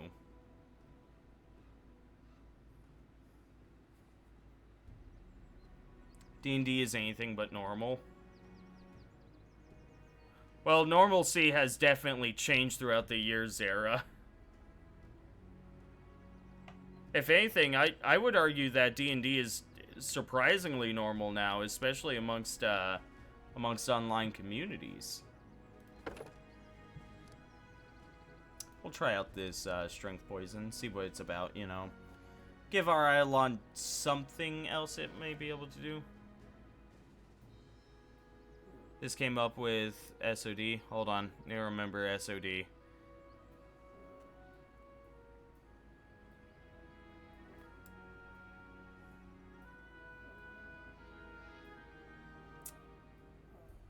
Sure. Also, Nunu's being a dick one moment. Aw. Wiggles is guarding the door. Wiggles has fallen asleep next to the door. Okay, now she's up.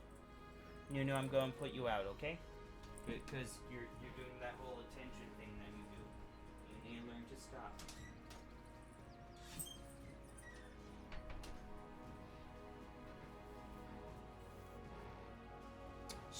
Siege of Dragonspear. Okay. Baldur's Gate 1 expansion came out in 2014, I think. Ah, okay. 2014? That seems super late.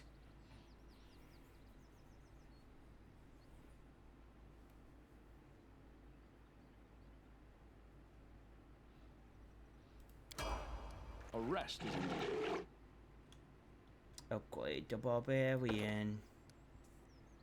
Also, now we're level 15.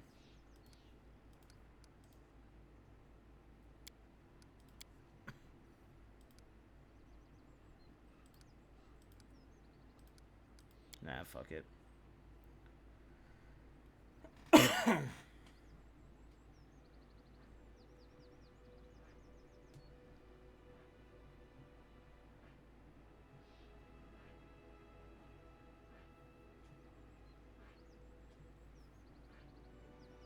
They wrote in this trans character, this is Beamdog's work, not BioWare's, and people got mad there was a trans character. Yeah.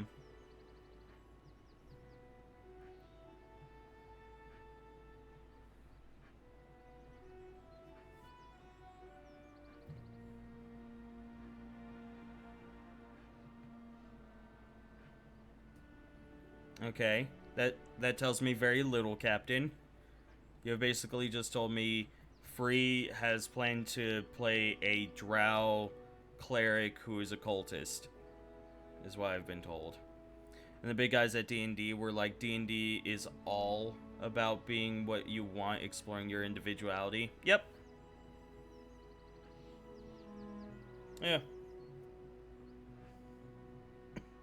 Yeah, no, I witnessed that firsthand, actually. Well, I witnessed the people at Wizards of the Coast saying, yeah, you know, it's everyone.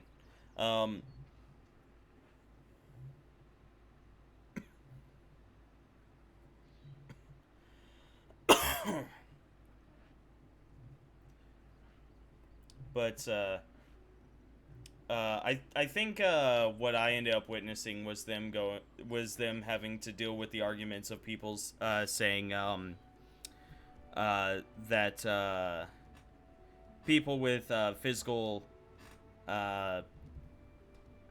disorders, or you know, some form of I can't remember, is cripple a bad word? Like, is that no longer allowed?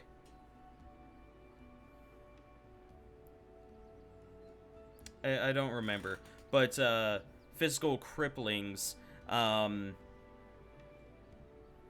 I remember there being an argument about that on Twitter, and basically Jeremy Crawford just went, "We will do better. we'll work on that. And then Tasha's came out and they were like, look, here are limbs. Here are mechanical limbs that you could put on a character that allows them to do their thing. So, you know, it used to be that players should worry about losing an arm or a leg. But those mechanical limbs are only 100 gold pieces per. They're common magic items.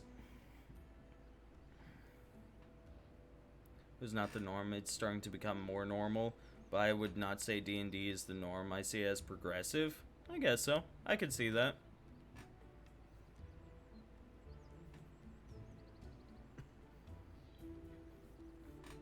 It is progressive, but you know, like, I hate the term normal. I hate it, because the term normal is basically just what is not normal now. Because something that's not normal now can become normal, and then it's like, well, you know, now it's no longer special. Yeah. Normal. It's a term. More rage power. More damage reduction. Oh, the damage reduction.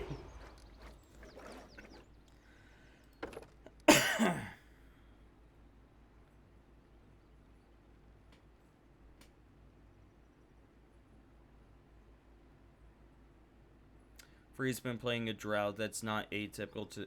Oh, okay. So they're just okay. So they're playing a drow. Okay. So your sentence is quite literally just Free is playing a drow that's inspired off of the drow, and they are a drow. Okay. I'd have to see how they play it. Because again,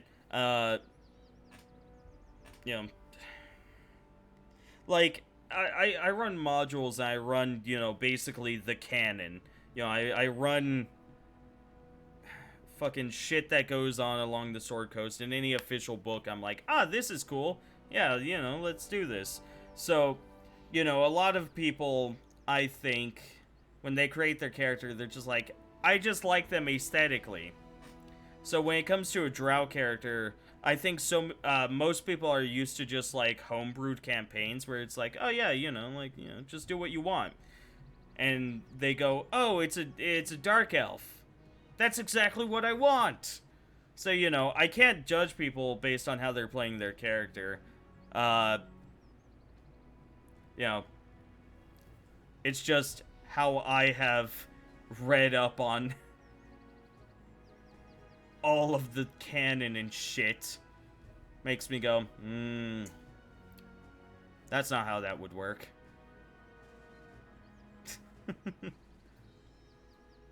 You know. I gain nothing from target of opportunity.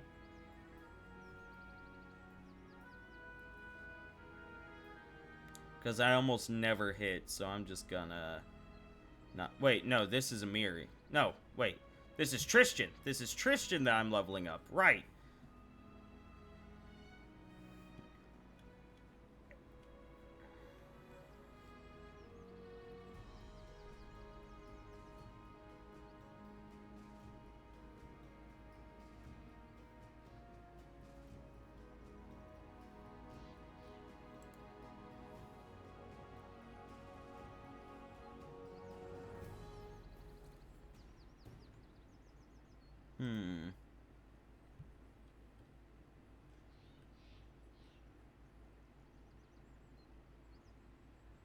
Is it Empower that I was thinking about? Yes.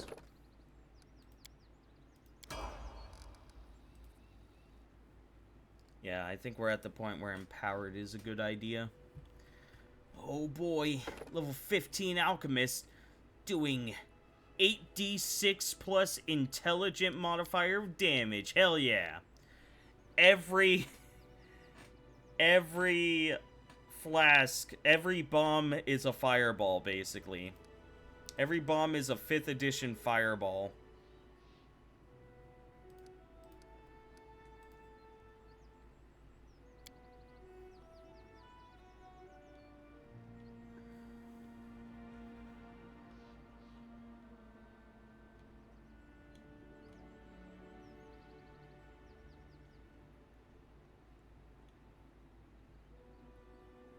Could pick up signature. Oh, okay, never mind.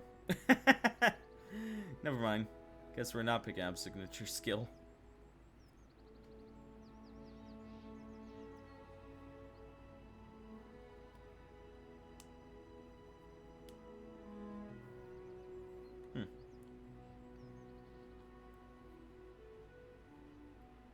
That reminds me, some friends that well, I don't know. I don't know if friend is the right word. Some acquaintances that I work with, in my acting class, they actually started up their own D&D,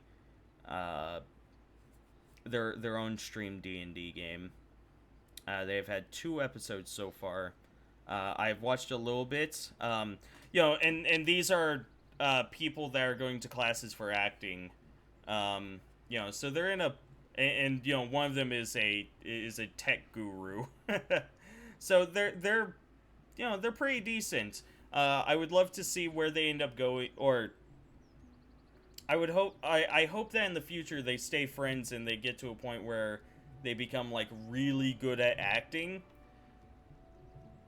Because yeah, I want to see their shit like get really fucking good.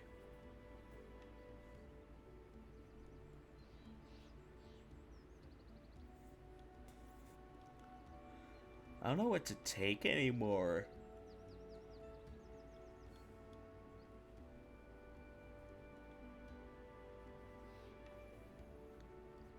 Could take rapid shot, I suppose. Yeah.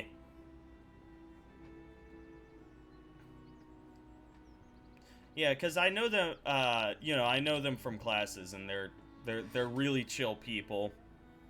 You know, and I wish them the greatest of success, because I firmly believe they deserve it. Like, I've seen them do monologues and whatnot, and it's like, ooh. And, the GM, fuck, I don't know his username. Yeah, I don't know his username.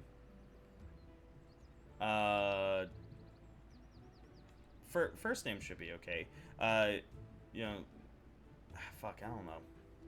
Well, no, I think they referred to him by his first name in the stream. His name's Phil, yeah. Yeah, they refer to him on stream by his first name. His name's Phil. He's a really cool guy. You know, and he's like, he's got a very laid-back personality, and again, he's like a tech guru. He's one of those people where it's like, give me some time and I will figure it out.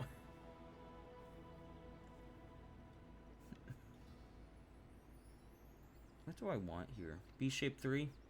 Become a large Smilodon or a huge Mastodon? Sure. Sure, we can pick up B-Shape 3.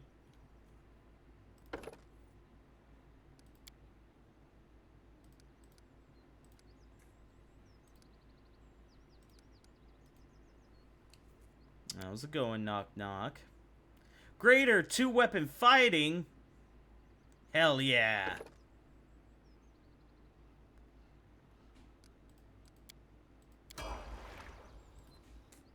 Thank fuck they gave me an easy level right there.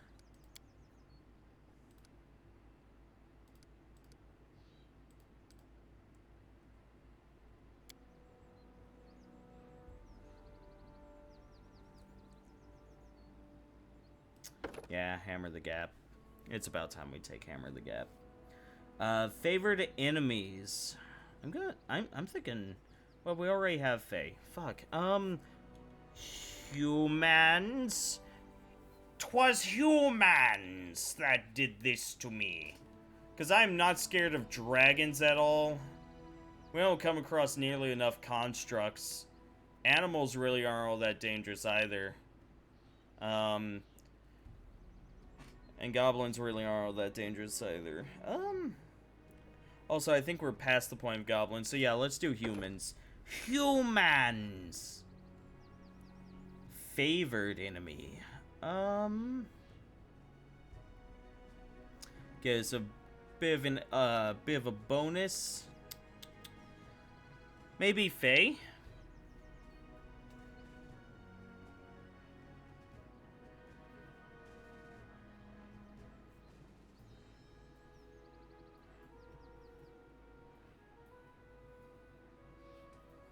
I don't know what to tell you, Captain. Like, all I can really say is that sucks. And hopefully that somehow fixes itself. You know, I can't imagine being excited for something and then just being like, I'm so fucking tired. You know? I always try to use the same amount of energy throughout the day until I'm putting on a show. No, Pyra. I'm pretty sure Captain doesn't need a break from it. Our sessions are basically bi-weekly. You know, hopefully it should be weekly soon. I've just been busy lately. But, you know, you need to know how, you need to know the history. Oh, there's Little Town right there. Let's rest outside of Little Town before going inside of Little Town. You keep making jokes.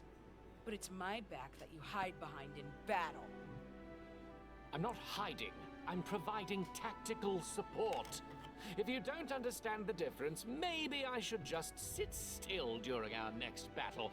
I assure you, you'll feel my absence very quickly.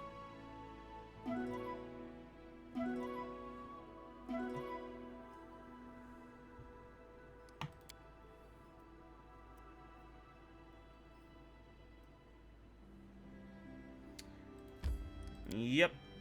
Depression, insomnia, and a bad circadian rhythm will fuck you up.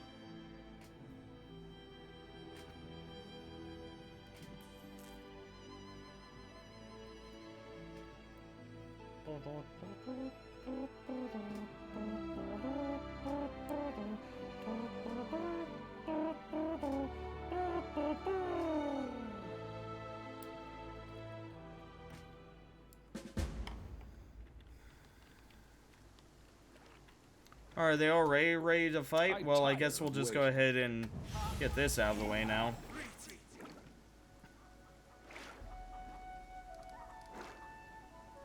God damn it, Miri. Your fucking shit gave... you can enlarge yourself.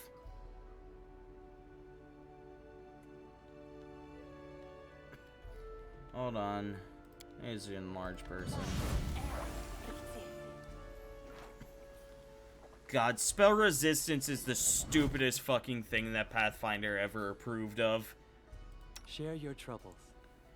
Oh yeah, spell resistance. A chance for your spell to literally just do nothing. Just go fuck yourself. What? It's a friendly spell? Doesn't matter. It got resisted.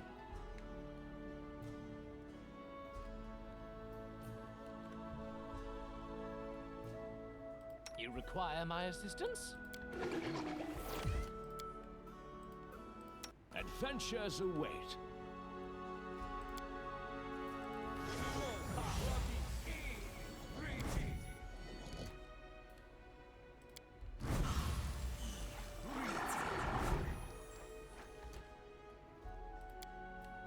What is the new thing I can summon? Movanic Deva or Frost Giant? For me, it's gonna be the...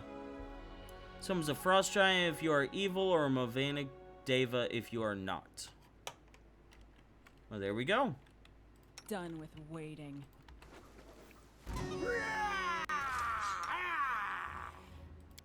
Let's check out the stats on this new bad boy. Well, it's all over, but at least you showed up to watch. He's got an aura around him. What's this? Pamphlet printed on cheap paper? They couldn't even do it on not cheap paper!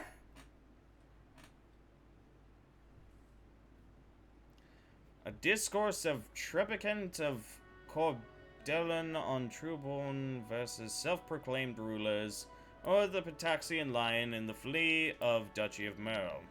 Shall I compare them to a lion and a flea? The former is strong, noble, and wise, his temper calm, and his manner unhurried, for he is aware of his own grandeur. But one shouldn't stand in his way. His mere roar instills awe, and one blow of a clawed paw can smite anyone. Nature itself placed a crown upon his brow, urging other nations to surrender. The other brings to mind a bug who can't see beyond its nose, a flea king having spent some time at the court of a monkey ruling in Restov. Rubbed against her skin and tasted her blood, he imagines himself worthy of a crown, because his belly is full of that which flows in veins of kings. And the monkey, who herself rules due to a misunderstanding, granted him a title, appointing him owner of the patch of uninhabited wasteland.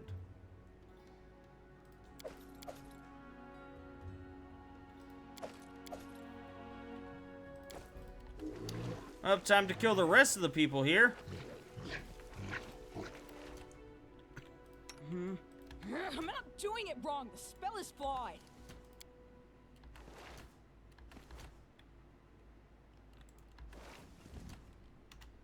A clever ploy. Fuck them up. Oh, those are yeah, basically.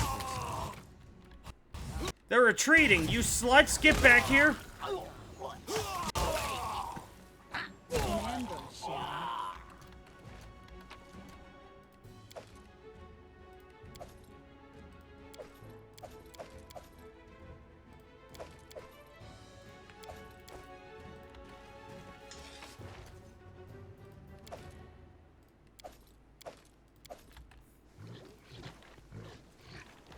Knock-knock used to lighting enemies on fire. Hey, look, first. Patax's warriors. Hehehe.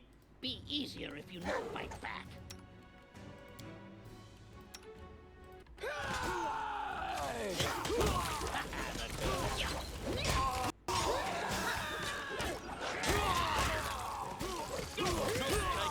I think we got him beat.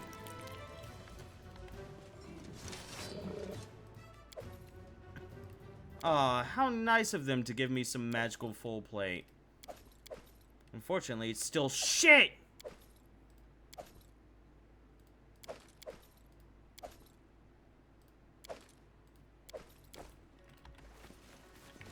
It is done. We cannot be defeated.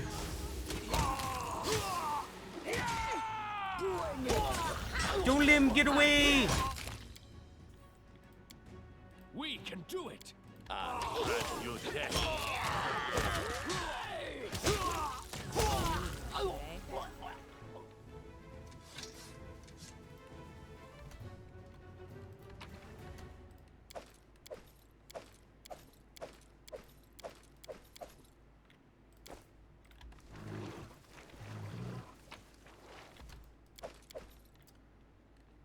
They chose the wrong person to fuck with.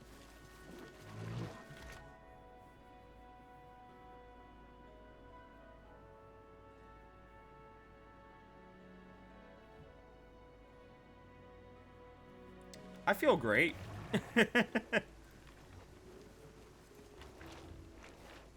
Let's see what's in here.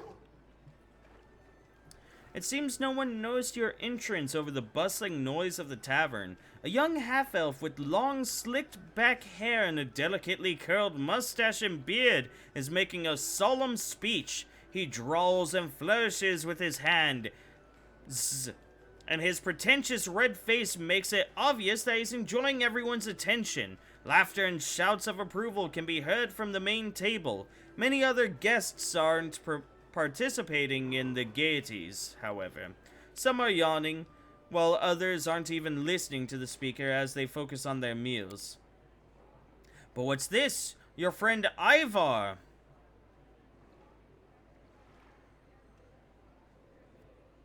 Oh, the guy. Oh, the werewolf guy. Sweet. Oh, shit. Sits with a long face, picking at a hunk of meat with his fork. The speaker raises his voice once more, and Ivar winces. So let's raise our cups, my brothers in arms, and drinking comrades. Here's to the most enlightened monarch of our times, who brought prosperity and culture to Patax. That skillful commander, famous the world over for his military genius. To the ladies' man who's broken so many hearts with his humble charm and aloof attitude. To that patron of the arts, that philanthropist, whose generosity is matched only by his wisdom and taste. In short, here's to Iravetti! A chorus of voices repeat the toast. Many drink up, but far from everyone. What a farce! His melodramatic eulogies are nauseating. Shh, he'll hear you and make a scene again, just like last time. Finally, after emptying his glass, the half-elf notices you. Good gods! Look, my brothers and sisters, look who it is! Is that not Bobbleby Blackfoot himself? Did you come in your dirty boots and tattered hand-me-downs to spoil our feast with that gloomy, hungry look? Tell you what, if you abdicate the throne and swear allegiance to Patax, I'll find a bone to throw at you.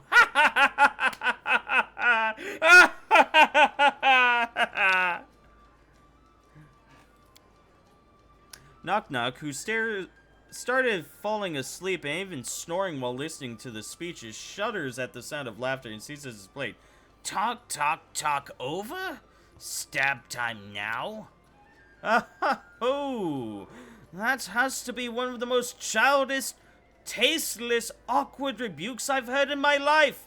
Yes, definitely top of the list.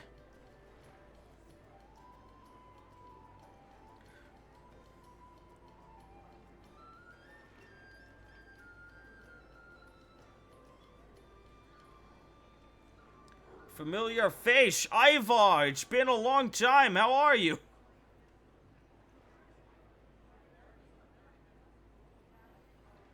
I don't want to move things forward if I ask this, but I really want to ask Ivar how he's been.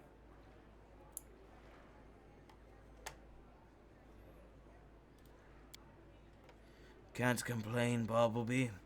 Didn't expect to see you here. Hope no trouble comes to your kingdom. Well, we have this neutral option, which is obviously going to succeed.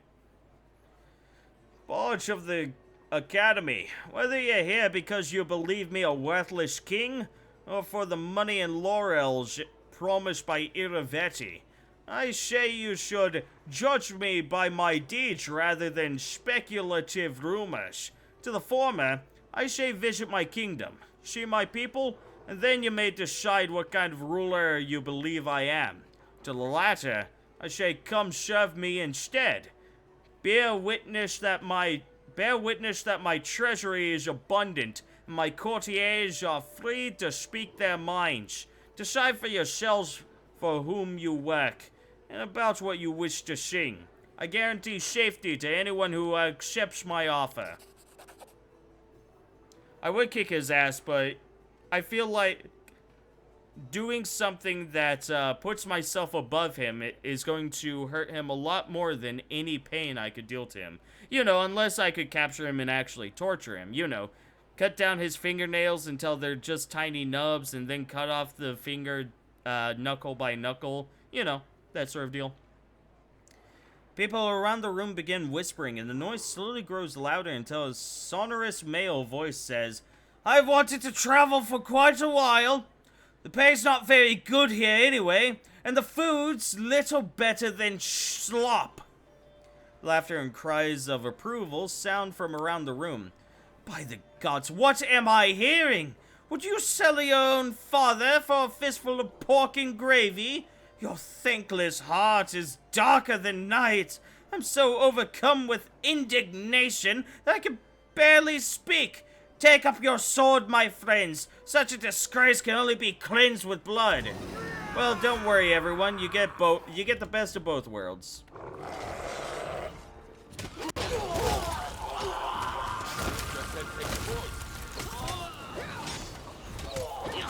Who was that? No strike wasted.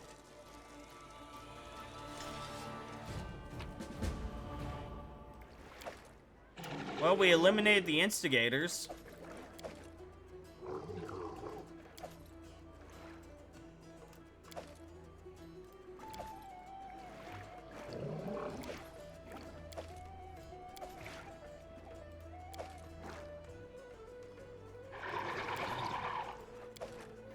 Oh, what a fucking cheater. He was using magic items to increase how cool he looked.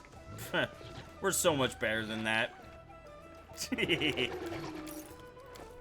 No stopping now.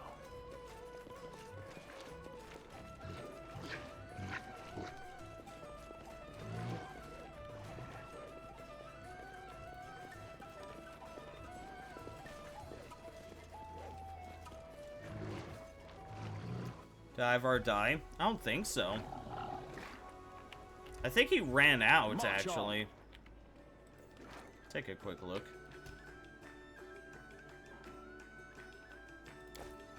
Yeah, I think he just ran out.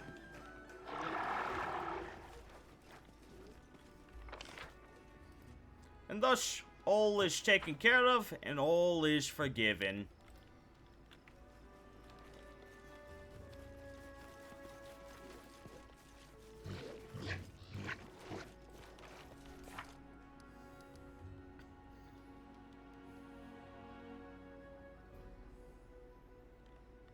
And now we just have to deal with the bandits, which are along the Pataxian border. Easy, just gotta travel along the river. Your head hurts? Do you think you need sleep? Because if you do, you should do that. Otherwise, drink water, otherwise take some aspirin. Actually, you might as well combine two of those. Take some aspirin with water.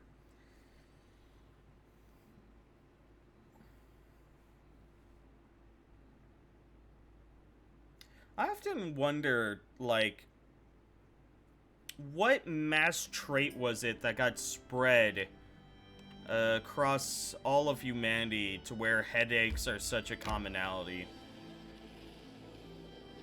Took some Tylenol? That should do it.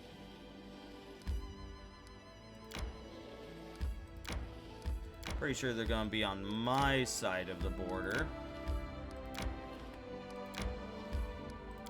Oh, this isn't a crossing. This is the crossing.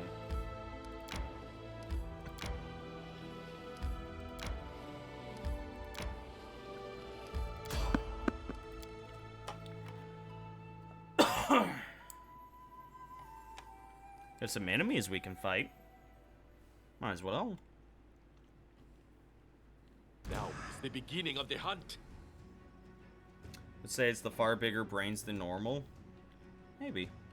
Strike with all your might!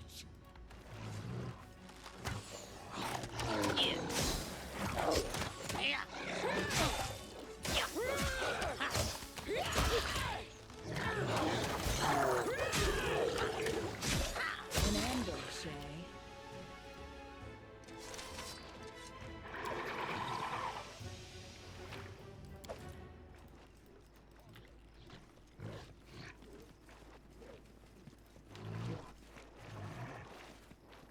For animals, anyway. Probably.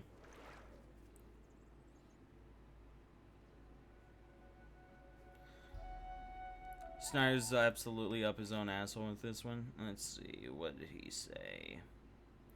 I'm 3 seconds in, and Justice League is already one of the funniest things I've ever seen. The film is presented in a 4:3 format to preserve the integrity of Zack Snyder's creative vision.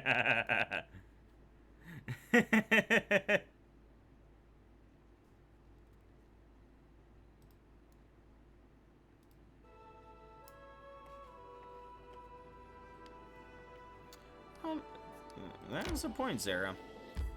I thought it was funny.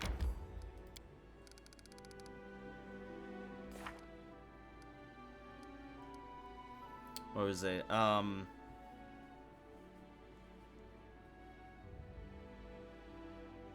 I thought it was really funny that, fuck, what is that thing called? No, what am I saying?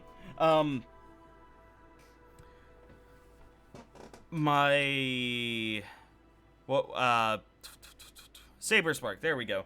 Saber Spark, a media reviewer that I trust to know what is good and what is not. He actually posted on Twitter that the Snyder Cut did actually improve Justice League, so you know.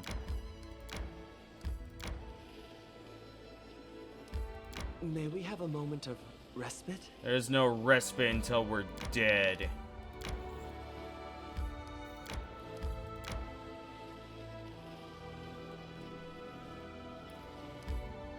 could be attacking from along this way.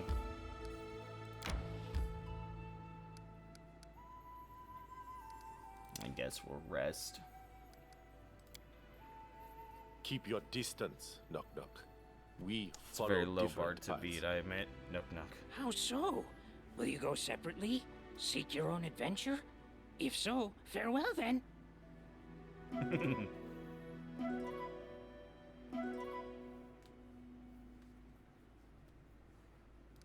You know, it really sucks because my my theater teacher from high school, his last name was Snyder, I believe. And so whenever I hear Snyder, I'm just like, wait, no, it's not him.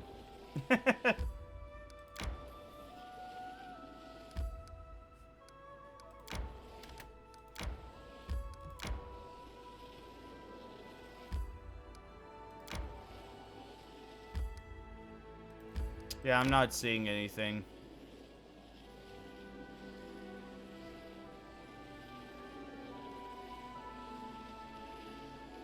Time to search for the spot to rest.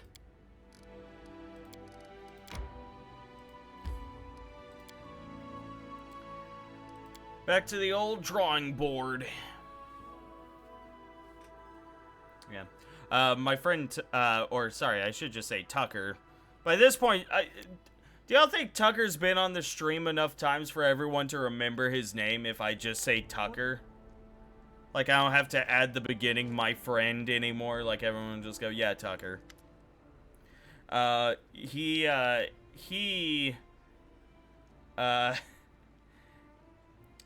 a mutual acquaintance of ours, named Griffin, they actually have a video.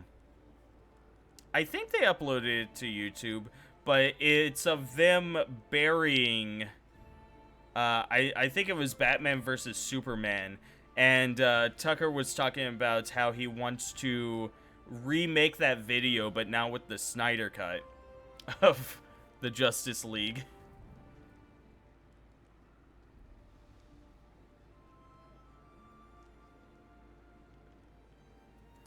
Tough shit today, Bartleby. The barbarians are still pecking at the border regions. They've gathered into raiding parties and started harassing our peasants. Of course, the peasants are completely incapable of standing their ground, so they keep jumping onto the corpse pile, leaving us fewer and fewer subjects and servants each day. How dare they, the traitorous bastards. So I see two solutions here, a bad one and a glorious one. We could send a whole regiment of guards to the villages, tell them to dig in and hope that the barbarians run out of the woods and stick themselves on their spears. Or, we could do it like this. I'll gather a small squad of my best boys and girls and assign them to a captain I know, a smart fellow, thinks on his feet. They'll scour the area, find these blasted savages, and rip off their hairy... well, they'll know what kinds of things are best to rip off. So what say you? Not a bad idea, eh?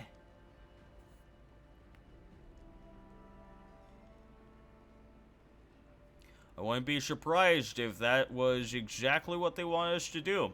Start chasing them across the hills. Double the guards in all the raided regions. We shall defend ourselves. Defense? How exciting.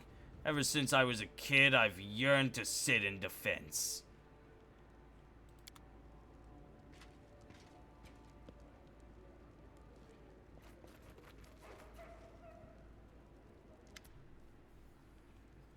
Bumblebee, Seven Arches is trying to exact revenge for our refusal to aid in the Novoboro conflict.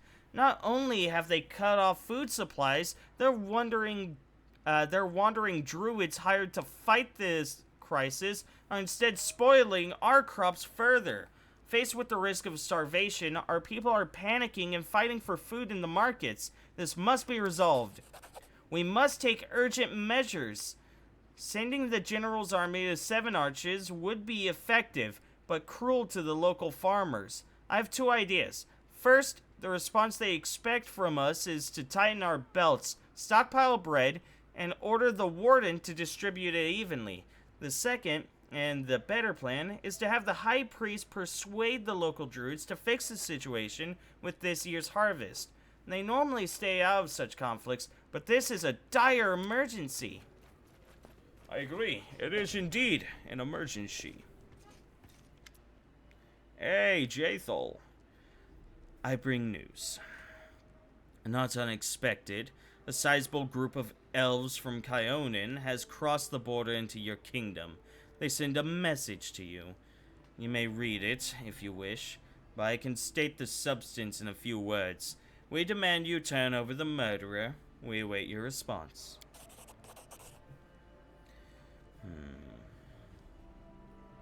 I suppose we should meet with them. Back then, near the Thorn River, after the battle with the elven youngsters, I felt Urgathoa's presence again, for the first time since I was reborn. Now I feel something similar, a command, or the shadow of one. Besides, I don't like to leave my affairs unfinished. Let's put an end to this. Does this situation somehow threaten me or my kingdom? I doubt it. They're not official emissaries from Kyonin. If they were, then their interference would look quite different. Most likely, these are the families of those foolish youngsters from the camp near the Thorn River. I assume they're inclined to fight, but they won't set ambushes or try to stab you in the back. First, they will surely try to negotiate. Elves, you know. Fine, we'll meet with these elves. I'm ready to strike out at a moment's notice. I guess we're gonna be dealing with that next. Oh boy, it's not done yet. Okay. Greetings, your highness. Allow me to alleviate your daily concerns with a humble gift from your admirer. Black Raven staff. Okay, okay. I'm certain that you or one of your friends will find this trinket useful. It's come a long way to get to your hands.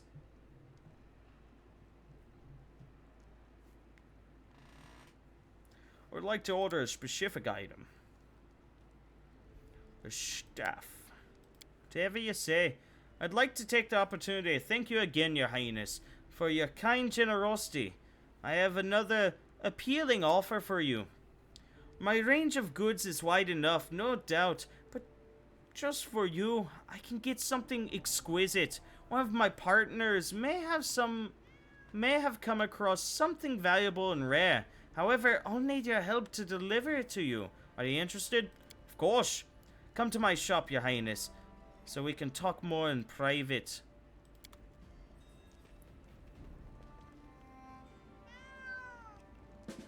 I didn't have any frame drops.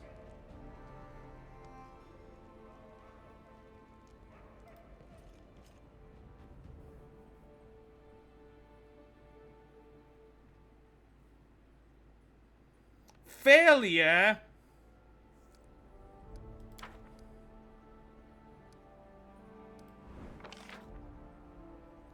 One priestess accepted the offer of support. After successfully assuming her new post, she called upon the faithful to rally behind the king, the beacon of order and civilized in the realm. Yay.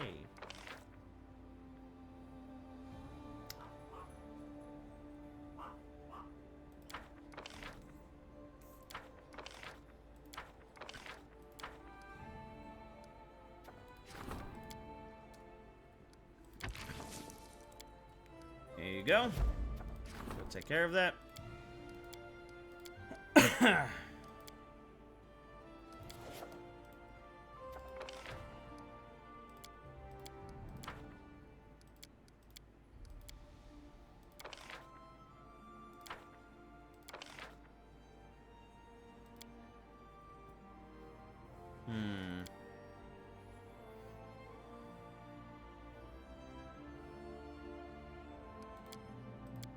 One day.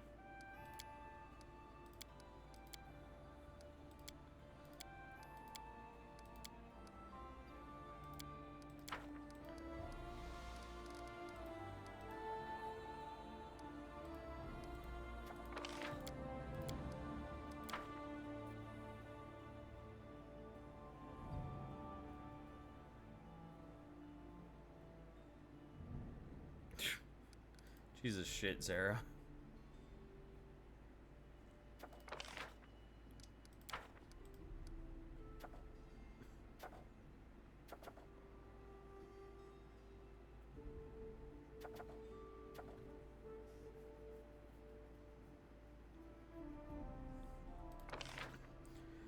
How is my stability?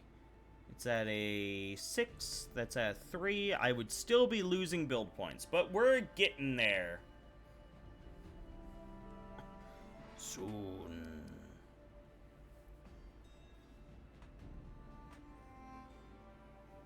Yeah, because it's basically 6, 7, 8, 9.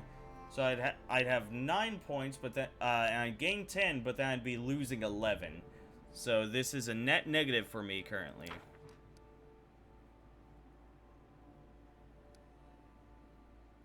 What is this? I might be watching Big Black Anal Acrobats Volume 13 with someone cosplaying as Tony the Tiger, but at least I'm not Jackie. That clip. I saw it yesterday.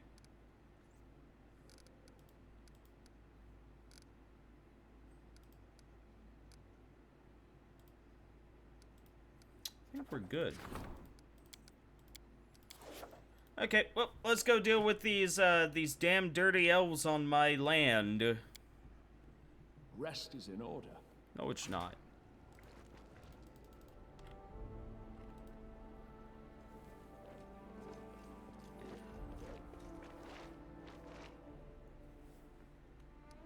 To the main square.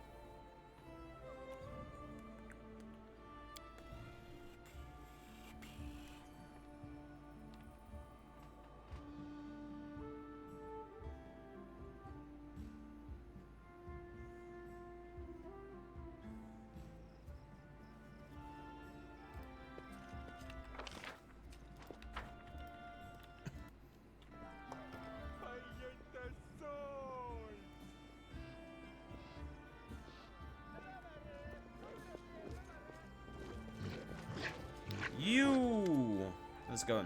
Let's discuss this exquisite item you can get only for me.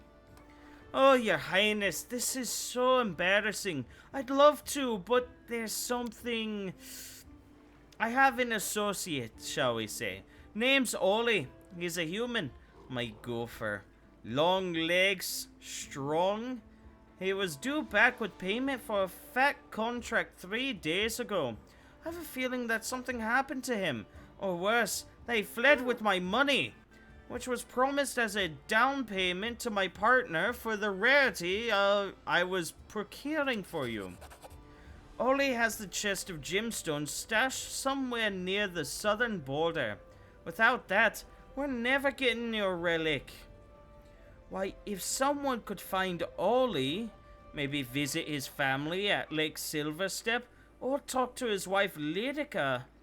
No, it doesn't feel right to request this of you, Your Highness. If you need to borrow money to pay your partner, I can help you out. I wish it were so easy, Your Highness. These aren't ordinary coins we're talking about. These are genuine gemstones, suitable for crafting magical items. I've been looking for them for so long and traded quite a valuable piece for them. Describe Lydica so I can find her. How would I know what she looks like? I never paid attention when Ollie talked about his family. A terrible, charming kid, his wife always waiting for the water, by the water for him to return from adventures. Yuck. I hope Ollie's not dead. That'd be upsetting. Alright. One thing for Gongar. Also, let's see this staff. What's this about? +3/4 staff. Cast Fatigue spell 3 times per day as a 9th level wizard. and Ray of Enfeeblement spell at will as a wizard of level equal to the wielder's caster character level. Ooh. Ooh. That is really good, actually.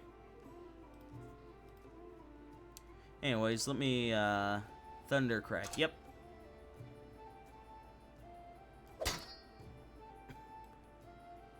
Look at that cool-ass scimitar.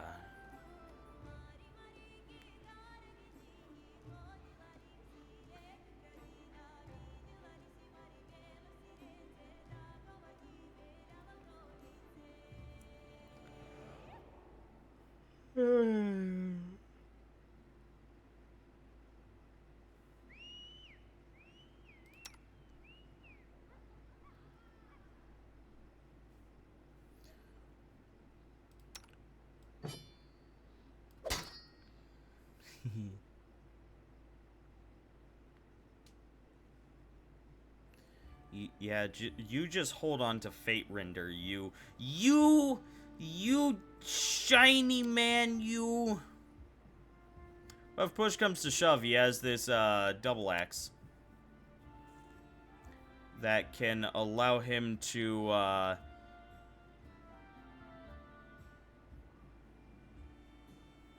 deal extra damage. Yeah. Why? Ah, here it is. Penalty. If the wielder has Inquisitor's Judgment class ability, it allows them to use it one additional time per day. Simple as that. Just go ahead and equip it onto you so you have it.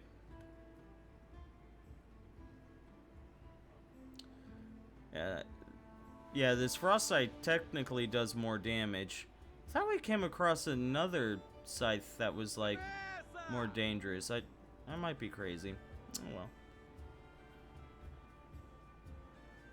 well. Technically, this is good against living.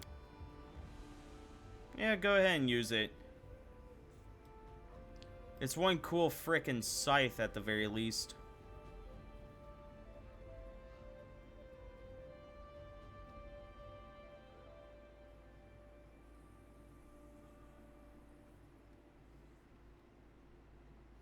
Oh, wait. Oh. I could put this on Jaethal and it would technically not do anything. Besides make them immune to critical hits. That being said, they lose 8 to their armor class. So, you know, I'm not sure if that's worth it. It makes Zasalamel proud. Yeah, it would. Zasalamel. Yeah, unfortunately, I don't think it's worth it just because of, that. Now, if I dip Jaethal, like, 1 level into Wizard or something so she could cast Mage Armor, that might bounce it out. Maybe. Kind of. Not really. No. We'll just keep the Chainmail +2. Because I think the AC, in the end, is going to be more helpful. I think.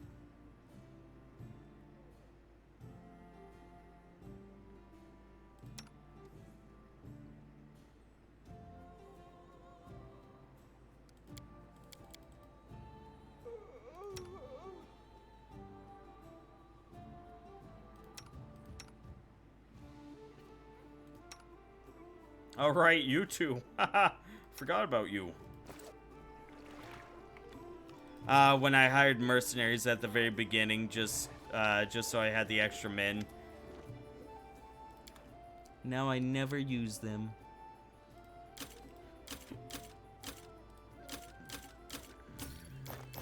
Oh, wait, not that.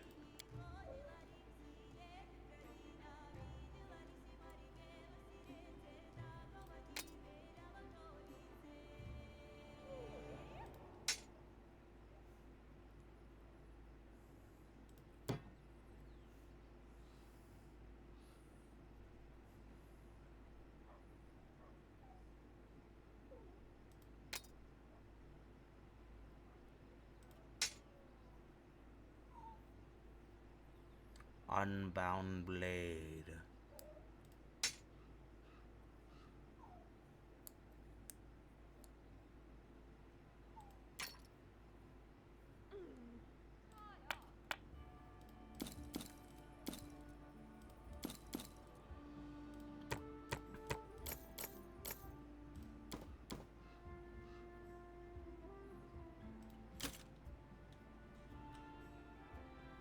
Nice amount of coinage right there. Bam! Ah, happy days in sunshine, everyone.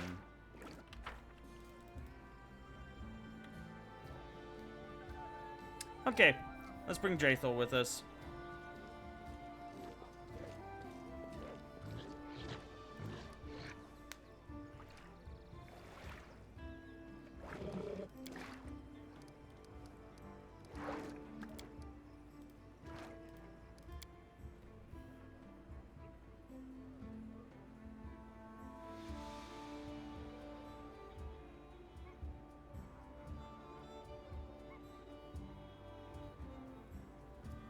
That's pretty bad, Captain.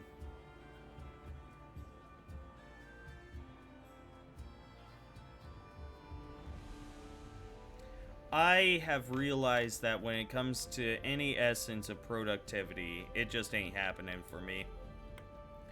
I already, like, well... A rest is in order.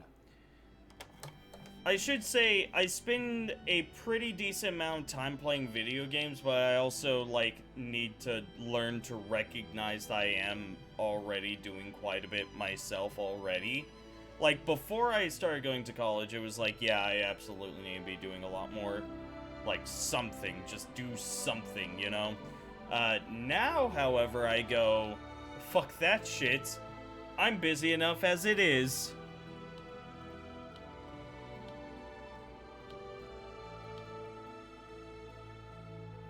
Oven camp is over there. Our closest is Nalkeep. Teleport to Nalkeep. You want to level up? I gotta do 2 levels. Ugh.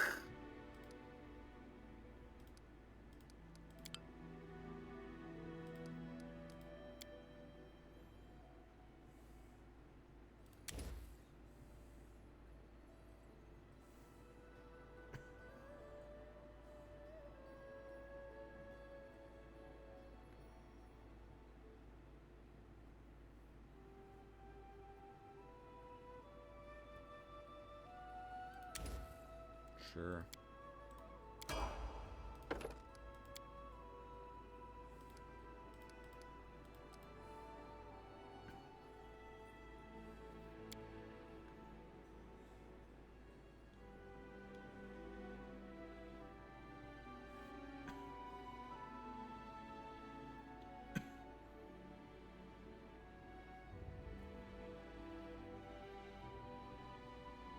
Hold on. What was the...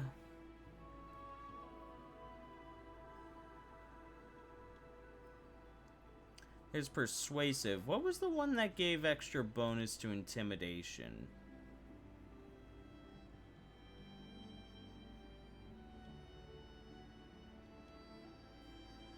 What was it? Because intimidating prowesses add strength modifier, which I guess wouldn't be a bad idea.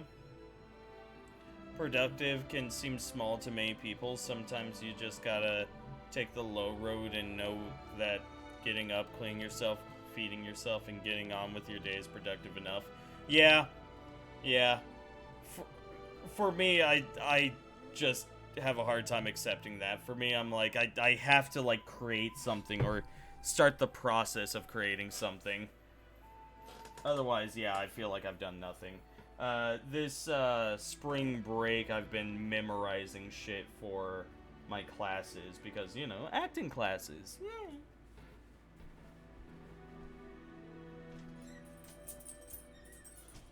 Yes, hello, Nunu. I heard you. Jerk. It's persuasive, but... Intimidate? No.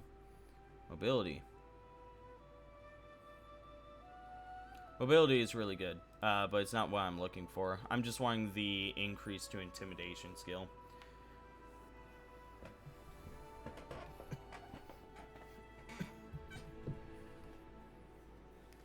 +2 bonus to all persuasion and trickery. Huh. Wait, huh. It's not even a +2 if you are bluffing. It's just a here's +2. Oh. Sure, let's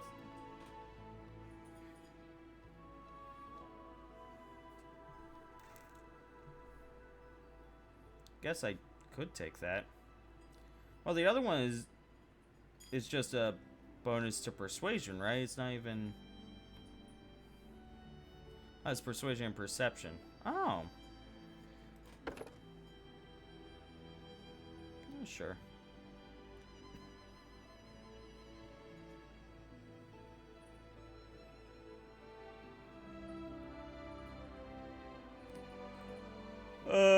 Right. Yeah, this thing. Oh,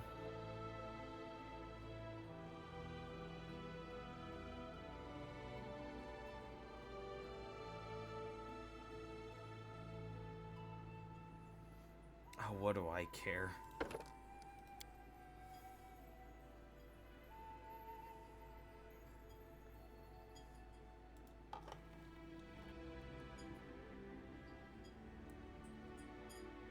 Ooh.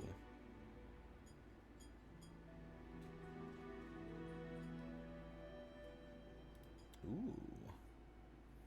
That's really good.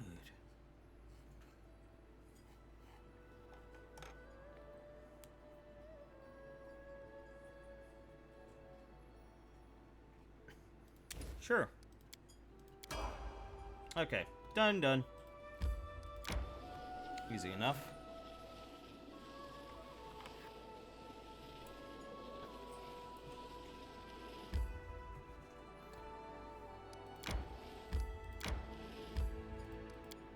We don't have any hobbies anymore. I feel like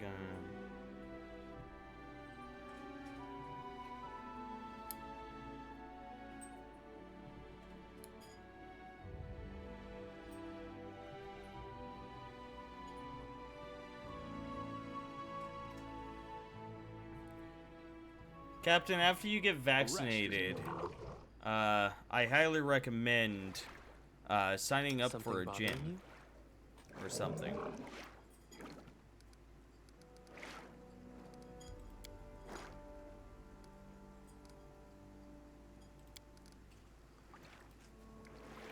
You know, push yourself to keep going.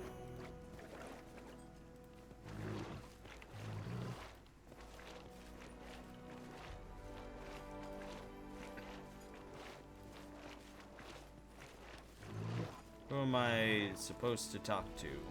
Guess this guy. Girl? Person. Place. Thing. Grave silence follows you as you approach the elves. They do not move, staring at you and Jaethal, as if they were waiting for something. Or rather, someone. A young, dark-haired elven woman emerges from behind the crowd and greets you with a nod. At the sight of her, something almost imperceptible changes in Jaethal's eyes. It's hard not to notice that their incredible similarity. My daughter. I'm sorry, what?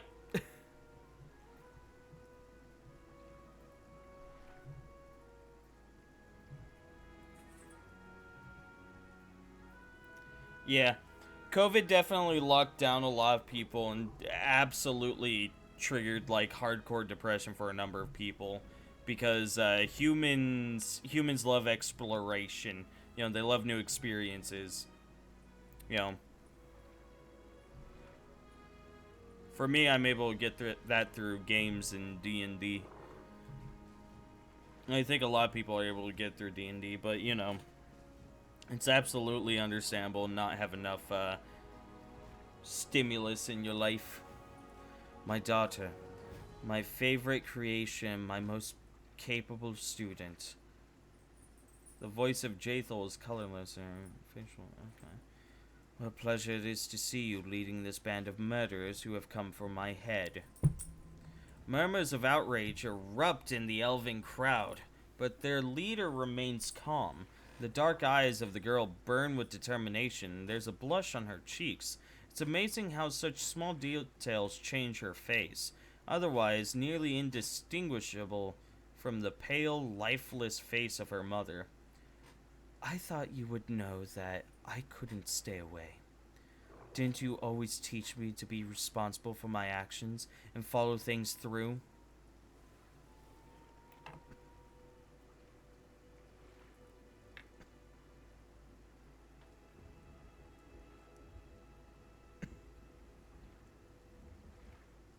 Listen to us before you make any hasty decisions.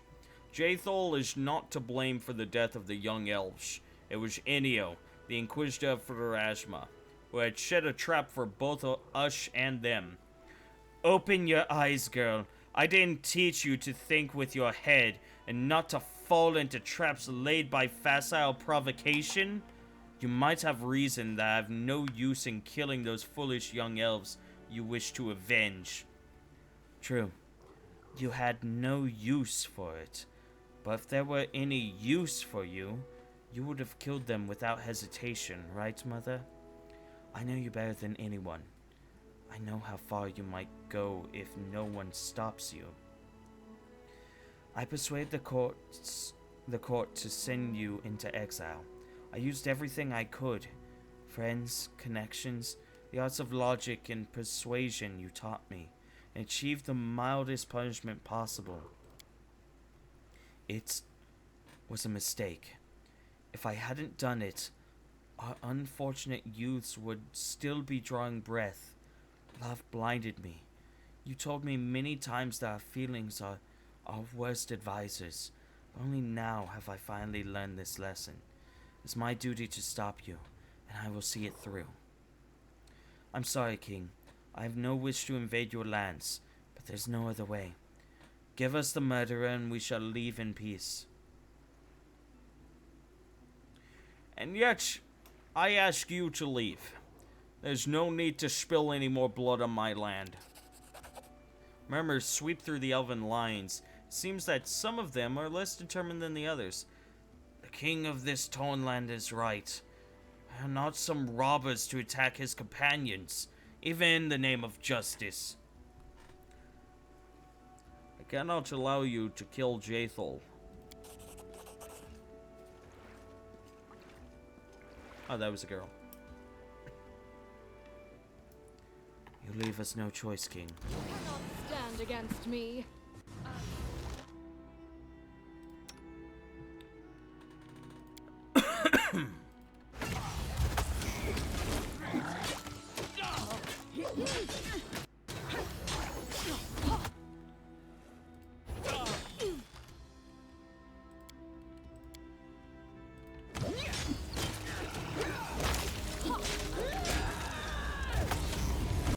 Stop giving him negative levels, you slut!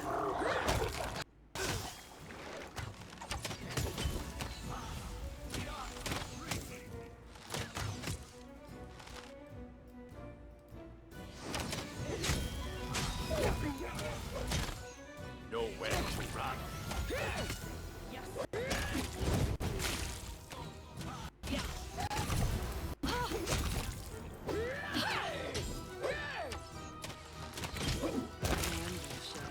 Oh, what the fuck?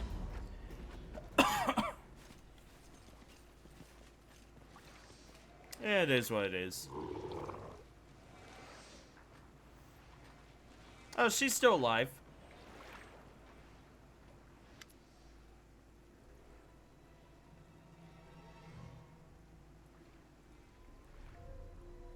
Jaethal approaches the fallen Nortellara and freezes like a statue. The scene from the elven camp at the Thorn River repeats itself once again, but now instead of some unknown elven girl, her own daughter lies at the Inquisitor's feet, and she seems still alive. I hear you. Jaethal speaks under her breath, and you realize that she is talking neither to her daughter, nor to you, nor anyone else. For a moment, you are filled with the strange sensation of someone else's presence. Someone evil, but somehow jubilant. And then the feeling fades. Jaethal's eyes grow clear. Yes, mistress. I am ready. Jaethal turns to you. Her eyes are glowing with cold flame. Urgathoa wants me to choose one of the two paths of faith. I can use Taneka's ritual to regain a living body, with all the pleasures that it offers. The children I can then bear will be the source of my immortality, and will become an eternal spirit, changing temporary vessels, and even the ages-long lifespan of the elves will be to me as a season. There's another way. I will remain undead, eternal, unchanging, and impeccable. In exchange for my final sacrifice, Urgathoa will grant me new power. A perfect spirit, or perfect undead. Either way, I shall be her perfect follower. All that my goddess requires of me is the life of my daughter, here and now. A fine choice. I always knew that Urgathoa would someday demand it from you. My life. Don't let her do it, Bumblebee. Killing her own daughter or taking her body. This is true, genuine evil. There can be no way back. Neither for Jaethal, nor for any of us. Here's my expert opinion. The situation looks quite bad, and you must decide carefully here. Interfering in the affairs of the gods might be a bad idea. Taneka's ritual. What will happen if you use it? Rebirth, in a way. The power of the blood bond is great. Urgathoa will extract my spirit from the dead body and move it to a new, living one, which I once gave birth to. A body you once gave birth to? I was prepared to kill you. I was prepared for you to kill me. I never imagined that I would be no more than a vessel. No more vessel, child. A priceless gift.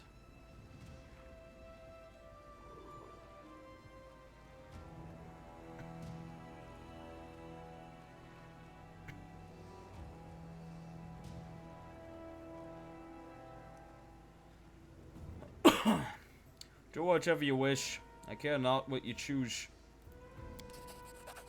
So let it be. The one born of me shall be destroyed by me. There's always a way out. But not for you, Norte.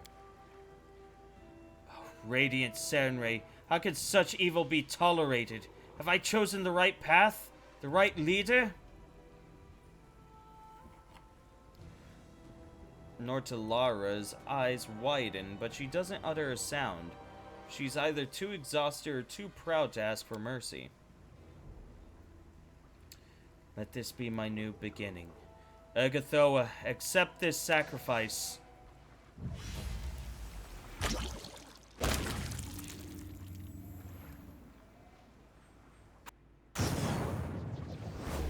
Cool. Hey, she's got skin tones again. Yeah, she used to be a lot more gray than she is now.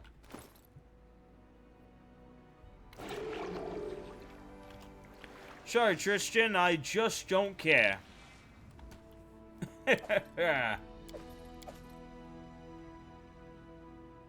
God, everyone was sporting some awesome magical shit. I'm just gonna take it all.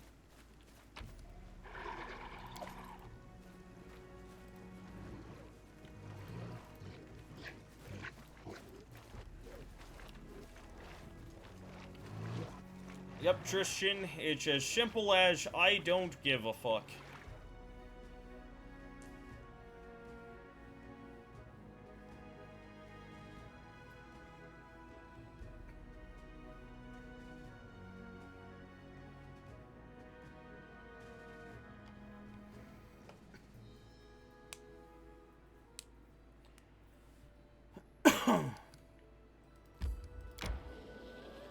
rest is in order. You know what, Captain? You have brought up the question as to if I would rather live in Georgia or in New York, New York.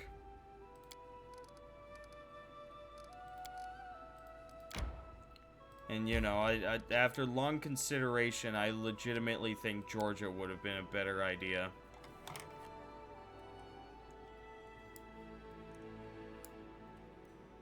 Or would be a better idea.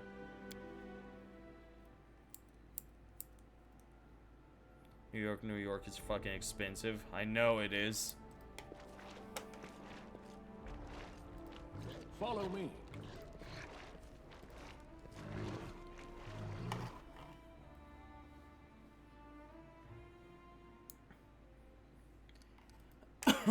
It shouldn't even be called New York, New York. It should be called New Yorkshire, New York. Because York is short for Yorkshire. No stop. Duh. Also, I just auto came back here. I wasn't even thinking about it. But I guess I do need to offload you because I need my trusted goblin companion back. My trusted goblin companion.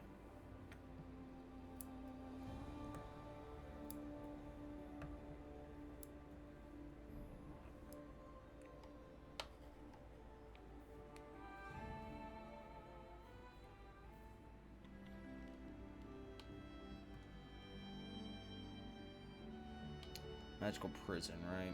Okay. So I need to go to Lake Silverstep. Silvershire is right there.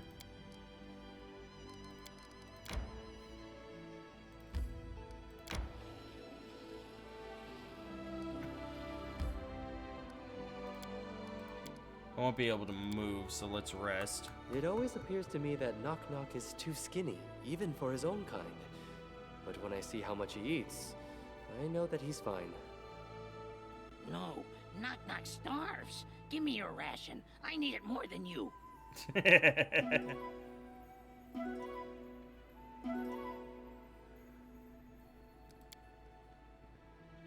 I get that Knock Knock is evil, but actually, is he evil? Is his alignment evil? Yeah, he's chaotic evil, but he really doesn't feel chaotic evil.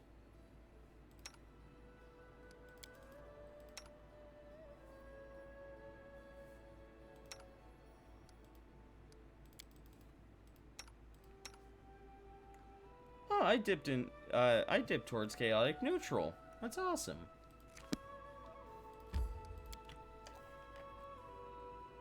Why does Knock Knock sound like Marge Simpson?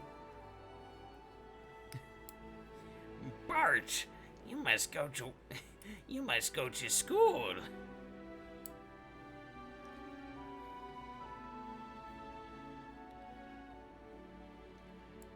You must pick up eggs for Bart. Such a shame that Game Grumps will never be funny again.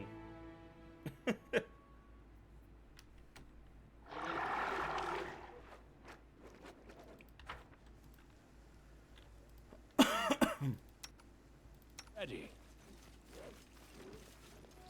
True. Was Game Grumps ever funny? Yes. Yes, it was. I can actually, the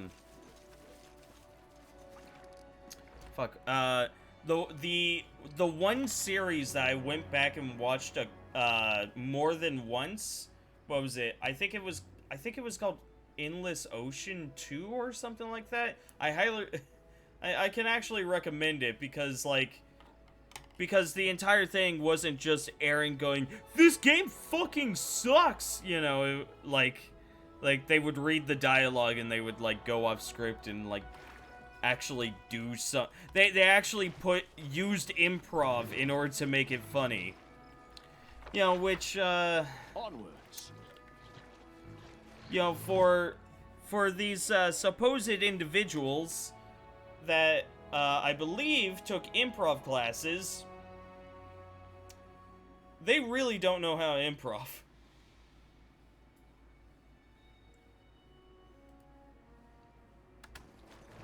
I think most people I know have got, like, yeah, I think most people I know that watch Game Grumps have either realized that they're not really funny, and the ones that I know that do still watch them are, like, very lonely, sad people. So, you know, if those are the two medians, or if those are the two, you know, sides, I'm happy to just, you know, not watch them. Sort of the same line of how YouTubers think they can write books. Or how TikTokers think they can act in a series. Or literally anything else. Seriously, TikTok is like what you do 30 seconds of something that you find funny. People go, "Lol, that's so funny." You're not a stage writer, you're not a script writer, you're certainly not an actor. Know your role! Stay in your own lane! A woman with dark circles under her eyes watches you anxiously as you approach. When you come closer, she bows. Greetings, your highness. Do you know Lydica? She lives in this village. I'm Lydica.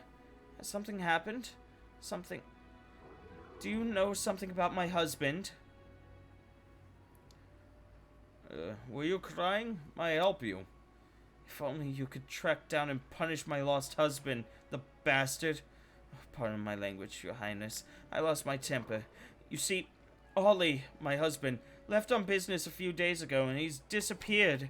I'm just so angry and a little scared. Arlene sent me. She's looking for Ollie and she said you might know where to find him. Helene, that greedy witch. It was her who sent my Ollie on the mission. If not for her, my husband wouldn't have dreamed of becoming rich. He wouldn't be slaving away for some wench. She's been using him as a pack horse, always ordering him to deliver all kinds of stuff. I have no idea what her deal was, but I can feel it in my bones. No ordinary goods near bypass guards and high roads in their delivery. I don't know where Ollie is.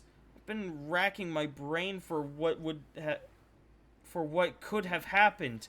He mentioned he was going to the southern border to grab something from some cleft. He said it was a desolate location, that the package was safe there. Guess it turns out it wasn't safe after all.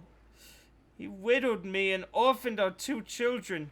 He's gone. He's dead. I can feel it. He would never just leave us to starve. Yeah, that's not my problem. Bye. You think that the internet at their fingertips, they would at least try to look up real lessons if they want to pursue something like that? Nope. No, what they want is easy money, and if a company is like, hey, we are willing to sign you up for a series for X amount, and all we need from you is your presence. Why the fuck would they ever learn how to act? Answer, they wouldn't. They're getting paid. They're on a contract. They show up, they do the thing, they go home, you know, and they take a bite. You know. And the company is like, we'll make money off of this because we have famous people. Yuck, yuck, yuck, yuck, yuck. But a bad show's a bad show, you know?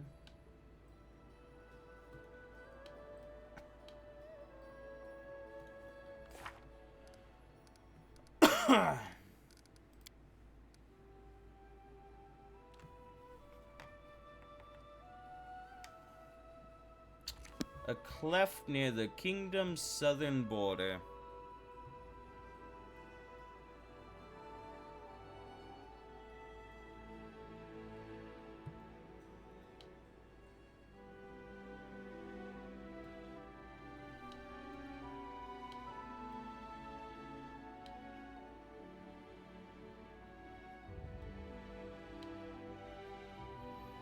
As I'm looking for literally anything that says cleft.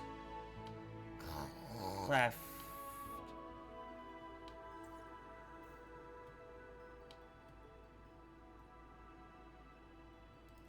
Or is it still here and it's just at the south side of this map?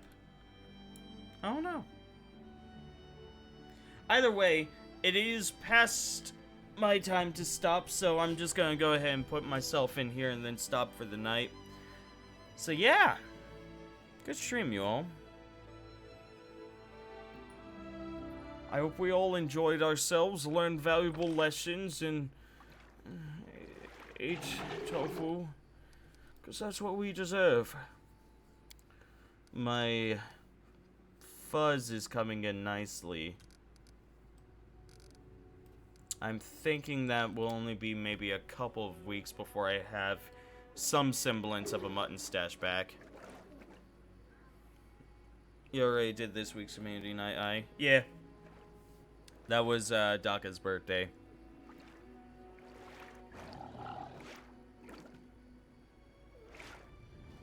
Oh goodness. I wish you the best, Sarah. Yeah, let's I'm not gonna worry about doing the whole rating thing. It's just not my thing. So yeah, you all have a wonderful night. I hope you all stay safe. Remember, do not text and drive. Do not drink and drive. 10 and 2 people, 10 and 2. And happy days and sunshine ahead. And if you are heading to bed, pleasant dreams and all that. Take care of yourselves. And have a wonderful night. Bye-bye.